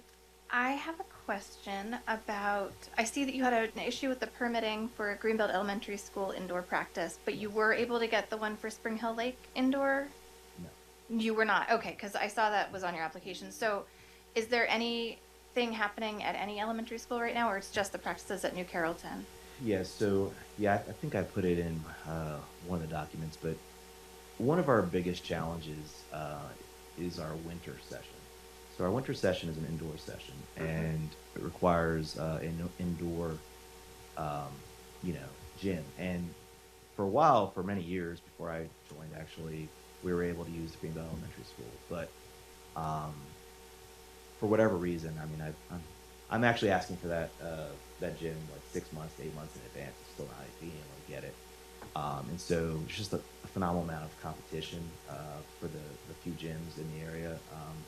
And right now we have not been able to have winter soccer for the last 2 years because there's so much competition. Have you tried the, I'm sorry, French immersion school or the middle school? Yes, we spoke to Oh, well, this is actually related to a question that Councilmember McKinney asked earlier. I know that from my experience on the team, it's a lot of families from Central Greenbelt. It's a rather hard field to get to. What sort of outreach have you attempted? And then also, separately, are you noticing the same levels of attrition that you did earlier because of the very low registration fee? Because I know that many people who are currently on the league could afford to pay more. And because it's so cheap, they'll like sign their kids up, and then you guys have a wait list and you're scrambling for coaches. I was just wondering how you found this year going. So this season was a challenge for us. So last 3 seasons, and this is kind of coming out of COVID, we saw more registrations we'd ever seen ever.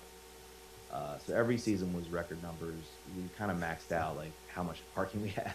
At 160 players a season. We had it for 3 seasons in a row, which corresponded to my beginning being president. So it was like, oh, this is great. This season we only had 121. And, you know, I haven't had a chance to like, you know, quiz everybody that is, you know, a parent to see why we haven't had, you know, record numbers again. You know, some people would say that this is probably where we belong, you know, and that the 160 was kind of pent up demand coming out of COVID where, you know, parents would do anything just to get their kids off electronics. But this season, I don't have any evidence, but, you know, it feels to me that there's just some political instability that makes people maybe a little bit leery of, you know, signing up to, you know, a program, and they don't know where that information is going.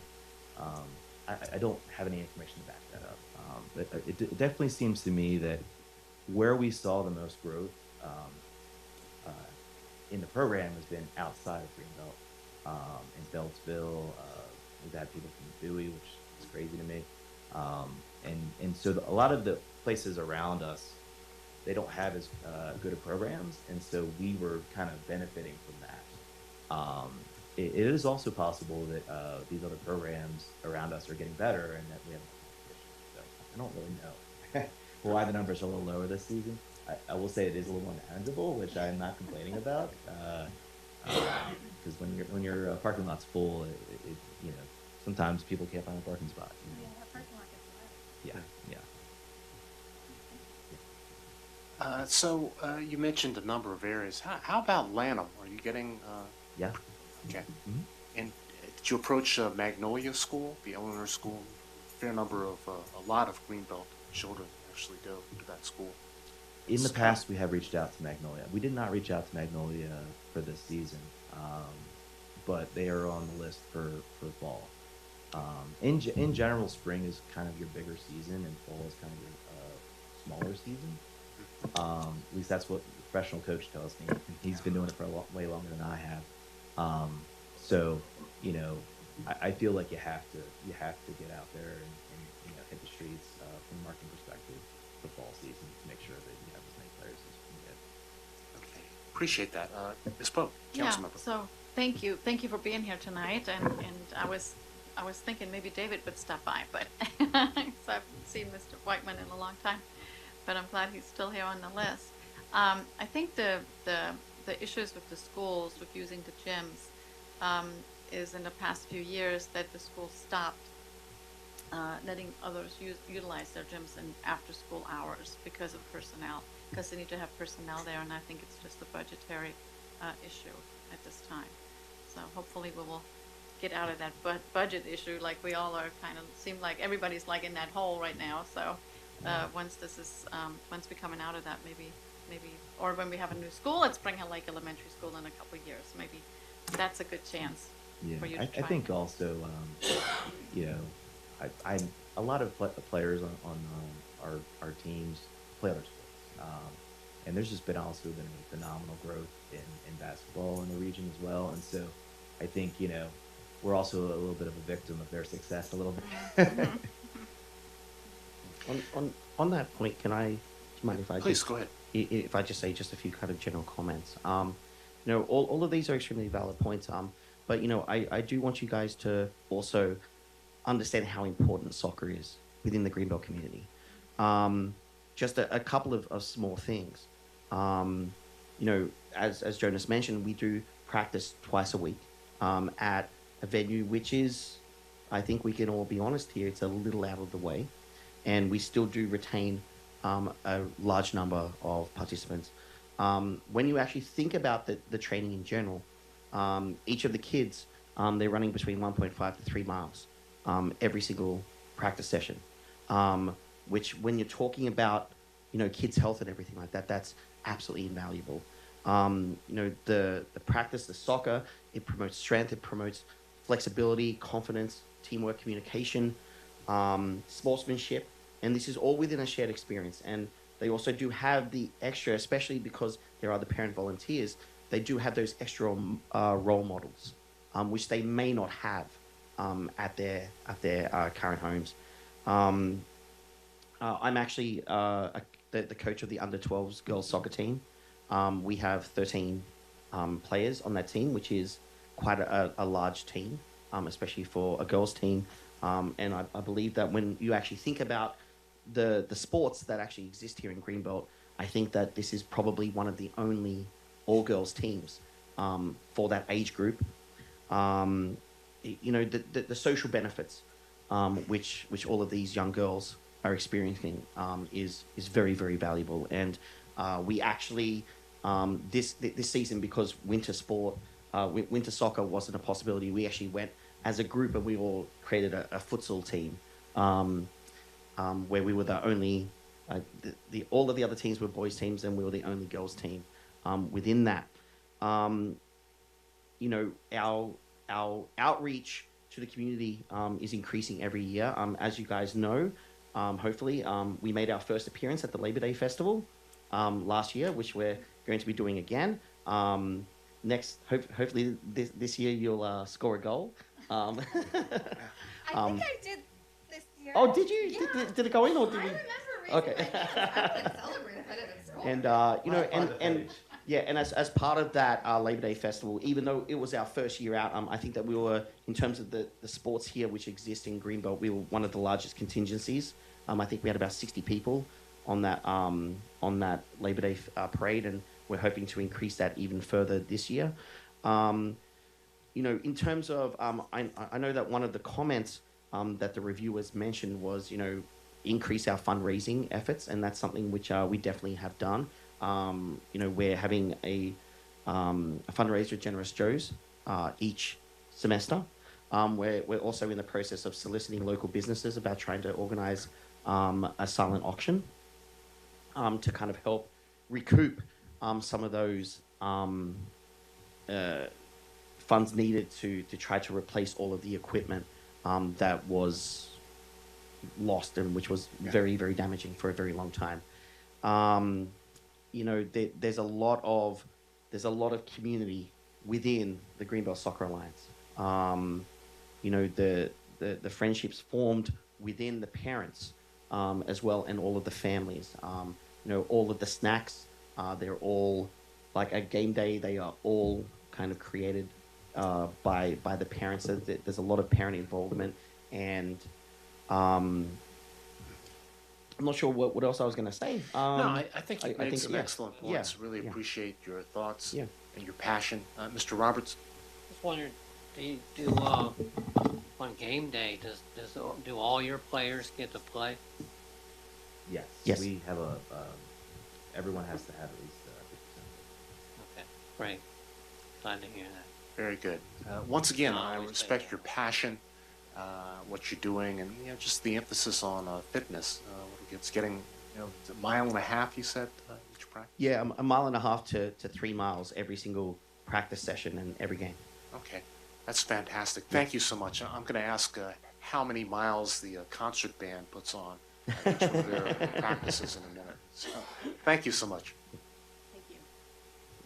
Thank you very much.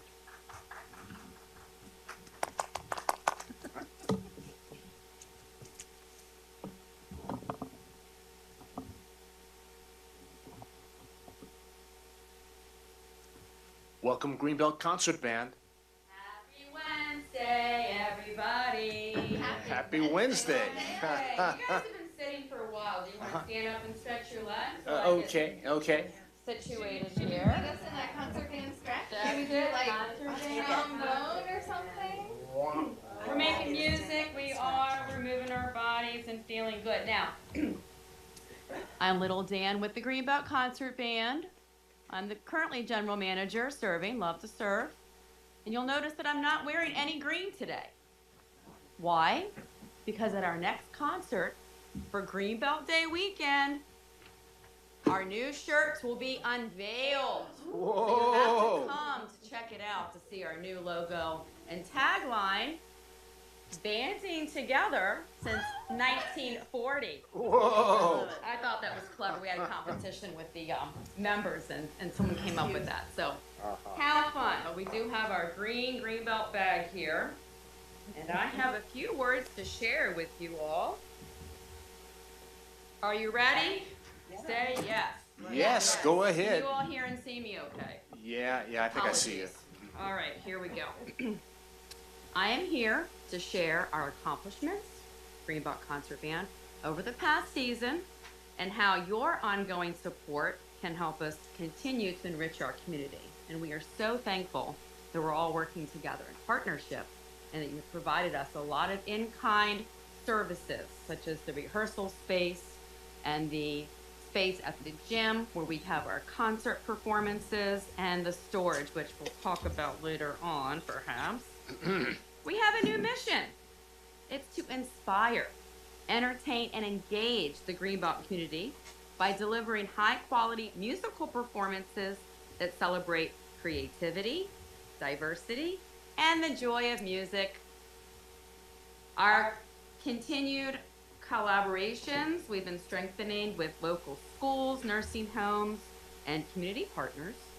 Our work with GATE, Greenbelt Access TV, for those of you who haven't tuned in yet, has helped promote our free concerts to wider audiences. And the feedback from past attendees has been very positive, with many expressing their enjoyment of our musical selections, thanks to our conductor, Joan Racky, and our theme performances, such as An Afternoon on Broadway and A Day at the Cinema. Now, this season, the band was proud to be part of several meaningful community events. For instance, we performed a patriotic program titled Celebrating America at the Greenbelt American Legion in honor of veterans and service members. Our brass ensemble entertained a large crowd, in which we had some impromptu singing from yours truly, the City Council, this time, during the annual tree lighting at Roosevelt Center, adding festive cheer to the evening. And most recently, our themed event, A Day with Disney and Instrument Garden, on April 5th, right here at the gym. Not here, over there. Yeah. You know what I meant. Got it. It drew over 100 attendees, many dressed as their favorite Disney characters, and they joyfully marked their instruments on their coloring sheets as they heard the pieces played. We remain committed to music outreach for younger generations and the broader community. Over the past year, the Greenbelt Concert Band has performed 6 concerts, with 3, count them, 1, 2, 3 more scheduled. They will be at Bladensburg Elementary School, Greenbelt Day weekend on Sunday, June 8 at 3 p.m. Notice I keep saying that, and at Leisure World. The Greenbelt Wind Ensemble has already presented 7 concerts with 3 additional performances planned at area nursing homes, continuing our tradition of sharing music with audiences of all ages. I don't know why I keep looking this way. I really should be looking at you. You're my audience. Well, no, we're all Sorry your about audience. that. Hey, little Dan, we're gonna give you a I'm gold star I'm for all over the, the place the, here the with best presentation performance as far as just, you know. Getting hot, Yeah. getting hot. Hey, All right, but- so letting you guys have been here, well, let me finish this up, and then you can ask me questions, or I can stop and you can ask. Or shall I keep going? You keep going, keep going. People are liking the show. Let's keep going. Here's the most important part. We, Greenbelt Concert Band, are very grateful for the city's support in providing free rehearsal, performance, and storage space. And as our organization continues to grow, additional storage for our expanding music library and the acquisition of more percussion equipment shared by both the band and the good old Greenbelt Community Orchestra would greatly enhance our efforts. Hint, hint, hint, hint.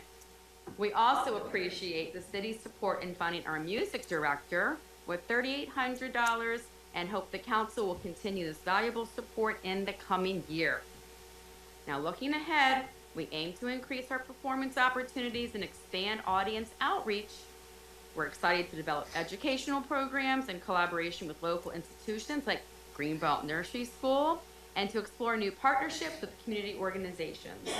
We've actually forming a Friends of the Greenbelt Community Band, Greenbelt Concert Band rather, to engage volunteers and members who can assist us with educational outreach, welcoming audiences, and grant writing. And guess what we're gonna call them? What are you gonna call them? The Band-Aids. Oh, man. Oh, man. So clever. So what we want to do is continue what we've been doing across all neighborhoods in Greenbelt, including Greenbelt West and Greenbelt East, of course. The closing call to action, here it is. The Greenbelt Concert Band is proud to be a key part of the city's cultural vibrancy. With our board of directors now fully staffed, we're poised to enter an exciting new chapter.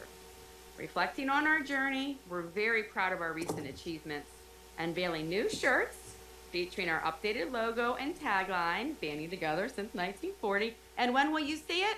When will you see it? June 8th. On June 8th. At what time? Whoa, 3 p.m. 3 p.m. Yes. We have also added Zeffy to facilitate donations on our website. And we have also created a welcoming flyer for the welcome kits for the new Greenbelt residents to introduce our group. We are a dedicated, passionate group of musicians who love to play together and for our community.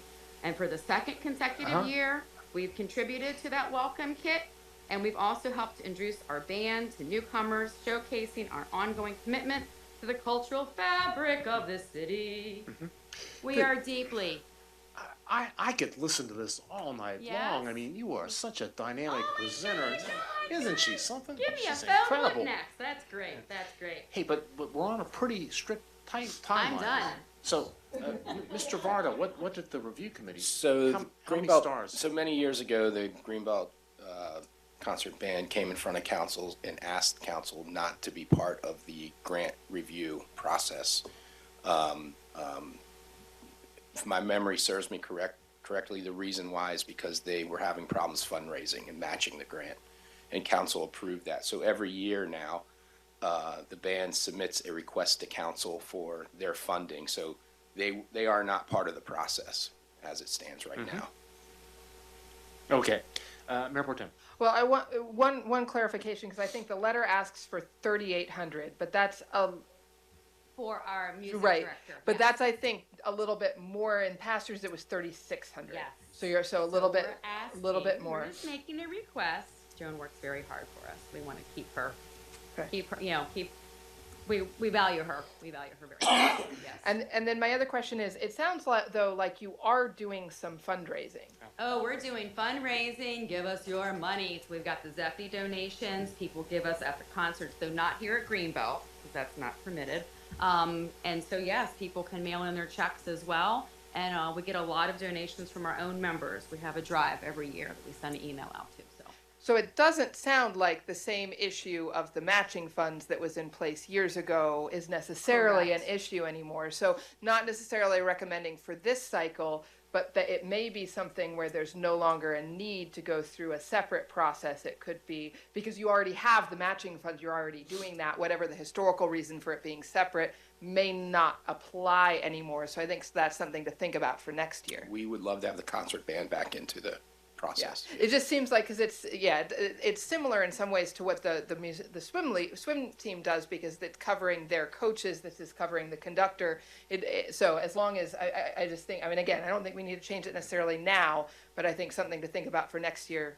Put it back into the normal process because it's a slightly longer application, I guess. But it's I'm completely lost in the sauce here. You guys know what you're talking about. We'll Yep. clear it up in the next week, and we'll get on the same page of in-kind services. That's what we'd like. Maybe some more storage space, and if we could find our music director through this, your monies, your pockets, whatever, then we can. That Yeah, would I be mean, great. it's a good point. If you're doing the fundraising and then the match is there, there's no reason why Right. we could make it simpler by just, incorporating this into the standard process that we have. I get the request for more space. It's really impressive how the concert band has grown. I think at the last concert, there's like 8 trombones or something. Yes. It's just amazing. Yes. I mean, yes. seriously. Yes. But, we can't really create storage space out of space we don't really have. I mean, Yes. the community center, the room is the size of the room. Doesn't hurt to ask. Doesn't hurt to ask. We'll keep that in mind. We got a bunch So- of storage space up on Southway. I'm sorry? We have a lot of storage space up on Southway. Storage on Southway, people. Storage on Southway. Great. In the Armory, I don't think that's climate controlled. Okay, that could be an issue, but thank you. Thank you. Something to consider. Thank you guys so very much for hosting this. No, we big appreciate you. evening Let me of just talking ask a money. question, though. Do you have any events or activities coming up in the Oh near my future? gosh, I'm so happy you asked. On Sunday, June 8th at 3 p.m. right here at the Greenbelt Community Center Gym, we will be celebrating Greenbelt. So wear your green, not your red like I am tonight, and we hope to see you all there. And you said something about shirts. I mean, Oh, it's yeah, hard we'll to be get a wearing really shirts. hard to get a really good shirt. Really nice shirts. How much do you think those might? I mean, if you had a You could probably collector's item- purchase one. Purchase I'll one? have to get back to you on that. Yeah. Okay. Well, Sounds we can good. all be together. Yeah, Okay. Sharon. Thank you so much. You're Thank very you. welcome. Thank Can you I, all can I very ask one much. question, Mayor, Yes, please? please. Yeah. Dan, I heard a rumor or not, I'm not sure. The concert band will not be playing at the 4th of July this year? That is correct. Okay. That is correct. We will have other things throughout the year that will be more manageable with the weather and the rain and this, that, and the other. So, yes, look forward to the winter holiday season as well. In addition to June 8th. Okay. Thank you so much. You're welcome. Do you need the letter for Ms. Joan for the request? Yes, please. Yes. I think we have it. I think it was in our packet, Okay. so we have it. Okay, at this time, let's go ahead and pivot. Thank you so much. Pivot to Boys and Girls Club and Orrin Howard. You are online. Orrin, are you there? I am, Mayor. How are you today? Not too bad, not too bad. Hey, thank you so much for joining us virtually. It'd be even nicer having you here in person. This is the next best thing. So, Boys and Girls Club, so many different activities, so little time. Could you go ahead and give us a quick overview of your grant proposal? What are you looking for this year? How's it different than previous years? Sure. Well, one, Greenbelt Boys and Girls Club is one of the oldest clubs in the county, in Prince George's County. Two, we offer due to the matching funds and other fundraising that we do, we offer the lowest cost of any club in Prince George's County. Currently, one of the things that's important about our program is that we offer multiple sports, but we have to be adaptable per year.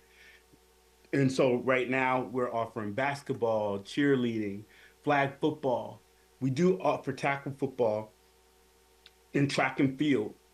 We have the ability to add kickball and golf, but right now I'm not getting a heavy bite from some of the kids, but I am getting a heavier bite from the parents. So I haven't decided what we're gonna do in terms of that, in terms of golf specifically. So what I'm asking for is really the same amount as 11,000. What that does is ensure that we continue to offer the lowest price in the county. We average about 7 scholarships per sport where they don't pay at all. And so that's kind of a quick snapshot of what we do. Now, you know, I didn't come singing, but if everybody wants to come and do some push-ups, we can get organized. Okay, you go first.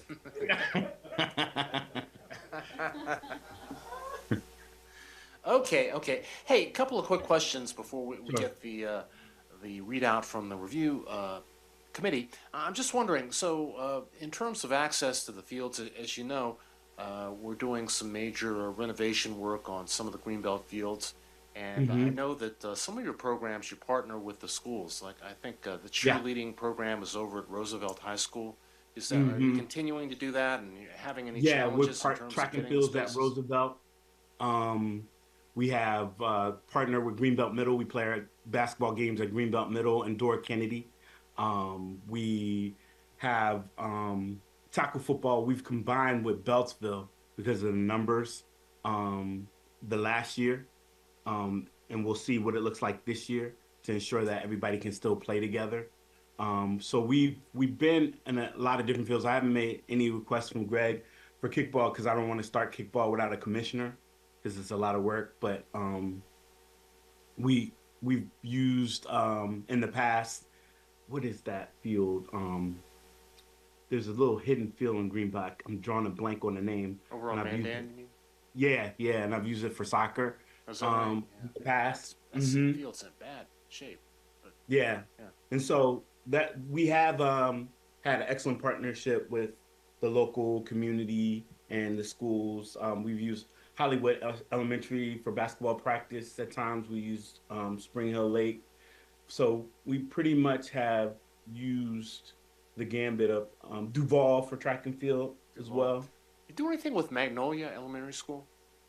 No, we haven't done anything with them for years. I think there was an issue. I think we were trying to do basketball about, I don't know, 6 or 7 years ago, and they had an issue with their floor, and it was causing the kids to slip and hurt themselves a lot. So we Oh, stopped no. using their Well, they got a new court. principal, and I think they had some renovations. We should really Yeah, reach so I out. will double back with them.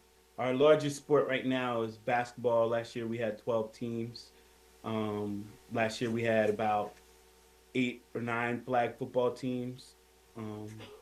This year we have about 35 track and field runners. Let's see. Let me ask Mr. Varda, the grant review committee. What did they see? So the Boys and Girls Club requested $11,000. The grant review panel scored them 87, which is very high. And that would be 90% funding. And so that would put them at $9,900. It's pretty good. Did you write that grant, Mr. Howard? I did. Very, very good. Must have been that training you got from the College of Social Work. Ah, I did. You saw. Thank you. I'm now Dr. Howard. Appreciate you. Dr. Howard, whoa. Yeah. Hey, one thing I was curious about on the fundraising side, I remember you had applied for a 501c3. This is about 4, 5, 6 years ago. Yeah, and I we noticed got it. You didn't get it, or you did get it. It says, We did get it, and then we lost it again because he went to Africa, and they're very expensive. So we are reapplying again. I don't see a problem us getting it again. It just costs money. That's about So last $250. time it ran us about $4,000. You had a consultant, I guess. Yeah. Question, Mr. Roberts, go ahead. Thank you, appreciate it. Wonder what's going on with the football? Is it eventually just gonna be flag, or is it gonna continue as tackle? Is that Mr. Roberts talking? Former Yeah, it president is, yeah. of Greenbelt Boys and Girls Club. So I think what's happening is that we have to be adaptive to the surrounding area. Our community in Greenbelt, there's been a greater push for flag football than it has tackle football. But also, one of the challenges is that just across the county, tackle football has gone down a little bit over the last, since COVID, it's gone down. And we don't know if it's going to trend back up. And then I heard Greenbelt Soccer Alliance talk about it too, but the competition is thicker. There's multiple teams, multiple leagues, multiple divisions in the Greenbelt and Lanham and the neighboring area. So a lot of people they have more choices. And so, and then a lot of the kids are specializing in sports. Like they're just doing one sport all the way through because, you know, they're trying to connect with high school and college teams and things like that. We do currently have one NBA player that came from us. He plays for the Dallas Mavericks, Najee Marshall. And I don't know if we have anybody in the NFL right now. Anyway, thank you. I appreciate that. Very impressive. Hey, you know, you were mentioning, you know, the shifts in taste, what people are doing, and so I know that has an effect on the equipment costs. So is that the bulk of the funding that you're asking for? Most of the money's going towards equipment, or is it going towards Absolutely. trophies? And where's it going? we're even trying to cut costs with that, Mayor. We went international with getting uniforms for 2 sports to try and lower the cost because the cost of uniforms went up. Right. And, you know, our position is since COVID, we don't really recycle uniforms anymore. So we either purchase them or give them away, or the parents share some of the costs so that we don't run into any issues. And so the equipment is more expensive, the uniforms are more expensive, all those things. Yeah, got it. Mayor Pro Tem? Yeah, just wanted to ask a question looking at your budget numbers, because you have for the last 2 fiscal years as well as the next one, you know, pretty large profit at the end, the income in excess of expenses. It looks like for 23 to 24 was 7,800 and then 8,600 and projected for this year 84. So pretty, you know, projecting a good bit more income than your expenses, but it looks like your financial reserves are a little bit lower than that. I'm just wondering, with that much of an estimated income over expenses, was there something in the budget that or something that came up that wasn't budgeted? I'm just not totally understanding why either there's not more in reserves or why the budget request isn't for less, given that excess of income over expenses for the last few fiscal years. A couple things I think contributes to that a little bit is one, I don't recall in the application where I track the costs per scholarship and those kind of things. Also, we don't really track things like trophies as much anymore, but we do it individual programs. And so there's some things, unexpected costs, like the tax guy went up several thousand. You know, sometimes we try and reimburse for little minor things, like if one coach has to transport all the players and those kind of things. So we try and give a little flexibility to administrative costs for some of the thing and keep in reserves for the upcoming year. But I'll take a look at the numbers again and see specifically if there's any big things. I know when we transferred our football program over to Beltsville, we had to share some costs with Beltsville for their field and some other things. And so those are little one-offs that we have. Hey, where are you playing in Beltsville? Is that the field that's over there by the Ag Center off of Powder Mill or something? I believe so, yeah. Okay. Any other questions or comments on this budget? Okay, Mr. Howard, thank you, Dr. Howard. Thank you so much for your good work, your ongoing work with Boys and Girls Club of Greenbelt. Appreciate you so much. Please let council know when you have activities or closing things coming up, because we do like to see folks. Absolutely, absolutely. And one of these times we'll get you guys out for a little friendly competition. I'm trying to work with Greg to figure that out. Tackle football. Huh? I just was going to say, I actually did do some push-ups this morning. I've been trying to do this morning exercise routine. love it. So I did actually do some push-ups this morning. So go Gators, right? Not So that you're- many, but I did some. Okay, thanks, Mr. Howard. Thank you. So at this time, we're gonna pivot to Greenbelt Youth Baseball Little League. And Mr. Keaton, thank you for being here in person. You're right on time. Yeah, my pleasure. Uh-huh.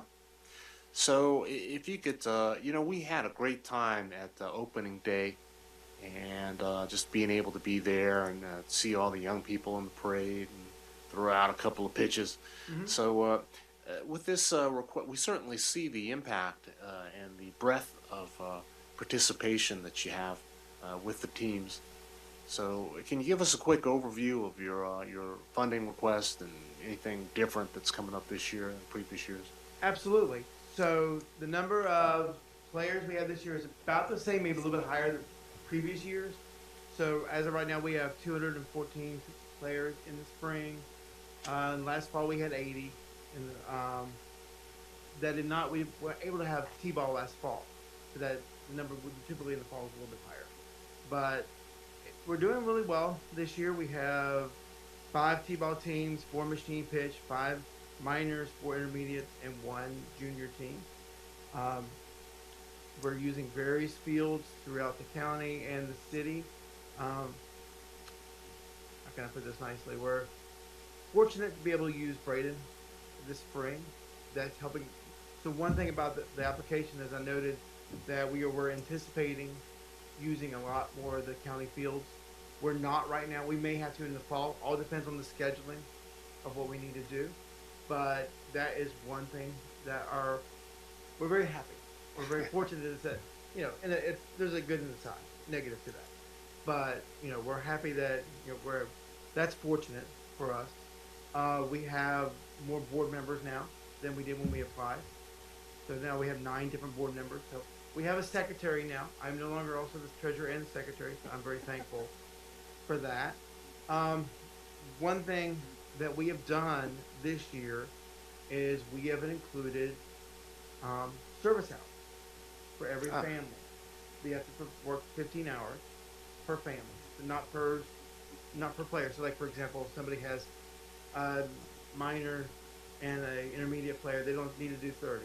They just need to do 15. And they can do that various different ways. They can, just by helping on the field. I'll give you a good example. Last weekend, there was a coach at a game and said, they're trying to get everything ready, and they said, he's trying to rake the field. And he went to the parent and said, hey, I need somebody who can come out and rake the field while I go work with the player. Mm-hmm. Do that. One thing that's going to help us with that cost-wise is another way that parents can help out is by becoming umpires. So one thing that I will need when I apply for this next year, there'll be an adjustment on this, is we were able to save some money this year by having parents come in and umpire games, which saves us a lot of money. Our umpire costs are about the same, are a little bit higher this year. They're $100 for every minor game and $150 for each of the old upper levels. So That's up. yeah, exactly. So every little bit kind of helps out in terms of that. So there's a lot of different things that we're doing to try to save money. Like we went through and did a little bit better inventory about what equipment we bought this year. Uniforms, as the group before me talked about, are expensive. So one of our biggest expenses are uniforms. I think this year they were close to $9,000 to $10,000 in uniforms for 200 and some players plus the coaches and things like that. We are working on fundraising as well. If you remember Labor Day, bingo, we are planning on doing it again. Last year we made profit of somewhere around $6,000 in profit from bingo. I mean, that I think we took in total around 9, something to that effect. That's so pretty good. There's the fees for to do it itself and things like that. But it worked out really well. And for the service hours, if they don't complete during the season, come help with them. I won't. And by the way, I'll let Mine you either. open it out. any city council member, or anybody who would like to become a caller, you're more than welcome to come in and stuff. We do memorial games every year, so if that's something that the city council would like to think about setting up for next year, just let me know, and we can kind of go from there. Like one thing we are looking into for bingo is I'd like to do something different in terms of a tent coverage. Because like last year we just used like temporary tents over the entire thing, and that didn't really. That was difficult to deal with. I'd like to try to see. I got to go with safety regulations about. Yeah, they're very, very strict about what Yeah, so sort I'm of enclosures you can have. Exactly. So Yeah. I'm working with the, Labor Day committee. Right, about very what we good. can do for that. Hey, now what about the concession stand? I know things have changed. You used to be able to get a nice cheeseburger there at the concession stand, and that's not really possible. Not with, there's a couple of reasons. One is for safety issues, just to make sure we have somebody Food safety. there who's trained. I'd hate to give you a bad hamburger and get you sick. Hasn't happened yet. And things like that. We're trying, so one of the other parts that we're trying to do, like with all the service hours and stuff and working with our parents, is finding a way that we can do concessions. Because the problem is, right now, McDonald Field is really the only one that is kind of set up that could do concessions. And out of all of our teams, only about 50 players play there. All the other ones play elsewhere. Play down at Braden, or play at either Braden 2 or 3, or at some of the other fields. Mm-hmm. So we're working on trying on to come up with a better way to do it. But like for example, once the new Braden field is done, we can have concessions there. That also helps at Braden 1 with Babe Ruth, Right. us, and Braden 3 with Machine Pit. Right. Hey, so you mentioned the T-ball teams. You said there's 5 T-ball teams. So are they going to play at McDonald's Field instead of over in Braden? No, they Braden play 3 or Braden 2 or whatever. They play in other fields in Suffolk County that we have. Okay. They also can play at Shrum. Right. But you can put multiple ones. It's big enough. Right. Where you can put multiple ones out there. Well, I guess you could. Yeah. Yeah. That field's not in good shape. Yeah. Hey, Greg, the Grant Review Committee, what did they say?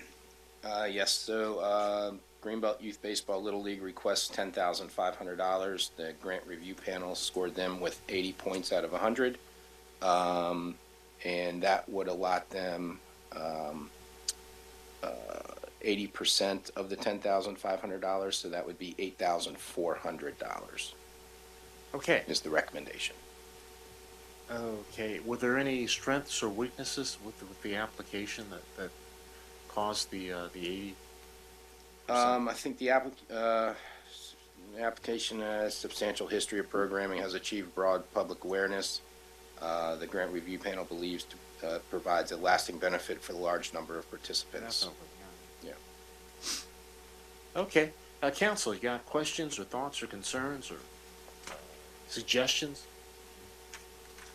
Yeah. Mayor Pro Tem. Not necessarily for Mr. Keating, but the packet that's on the website, this application comes up as blank.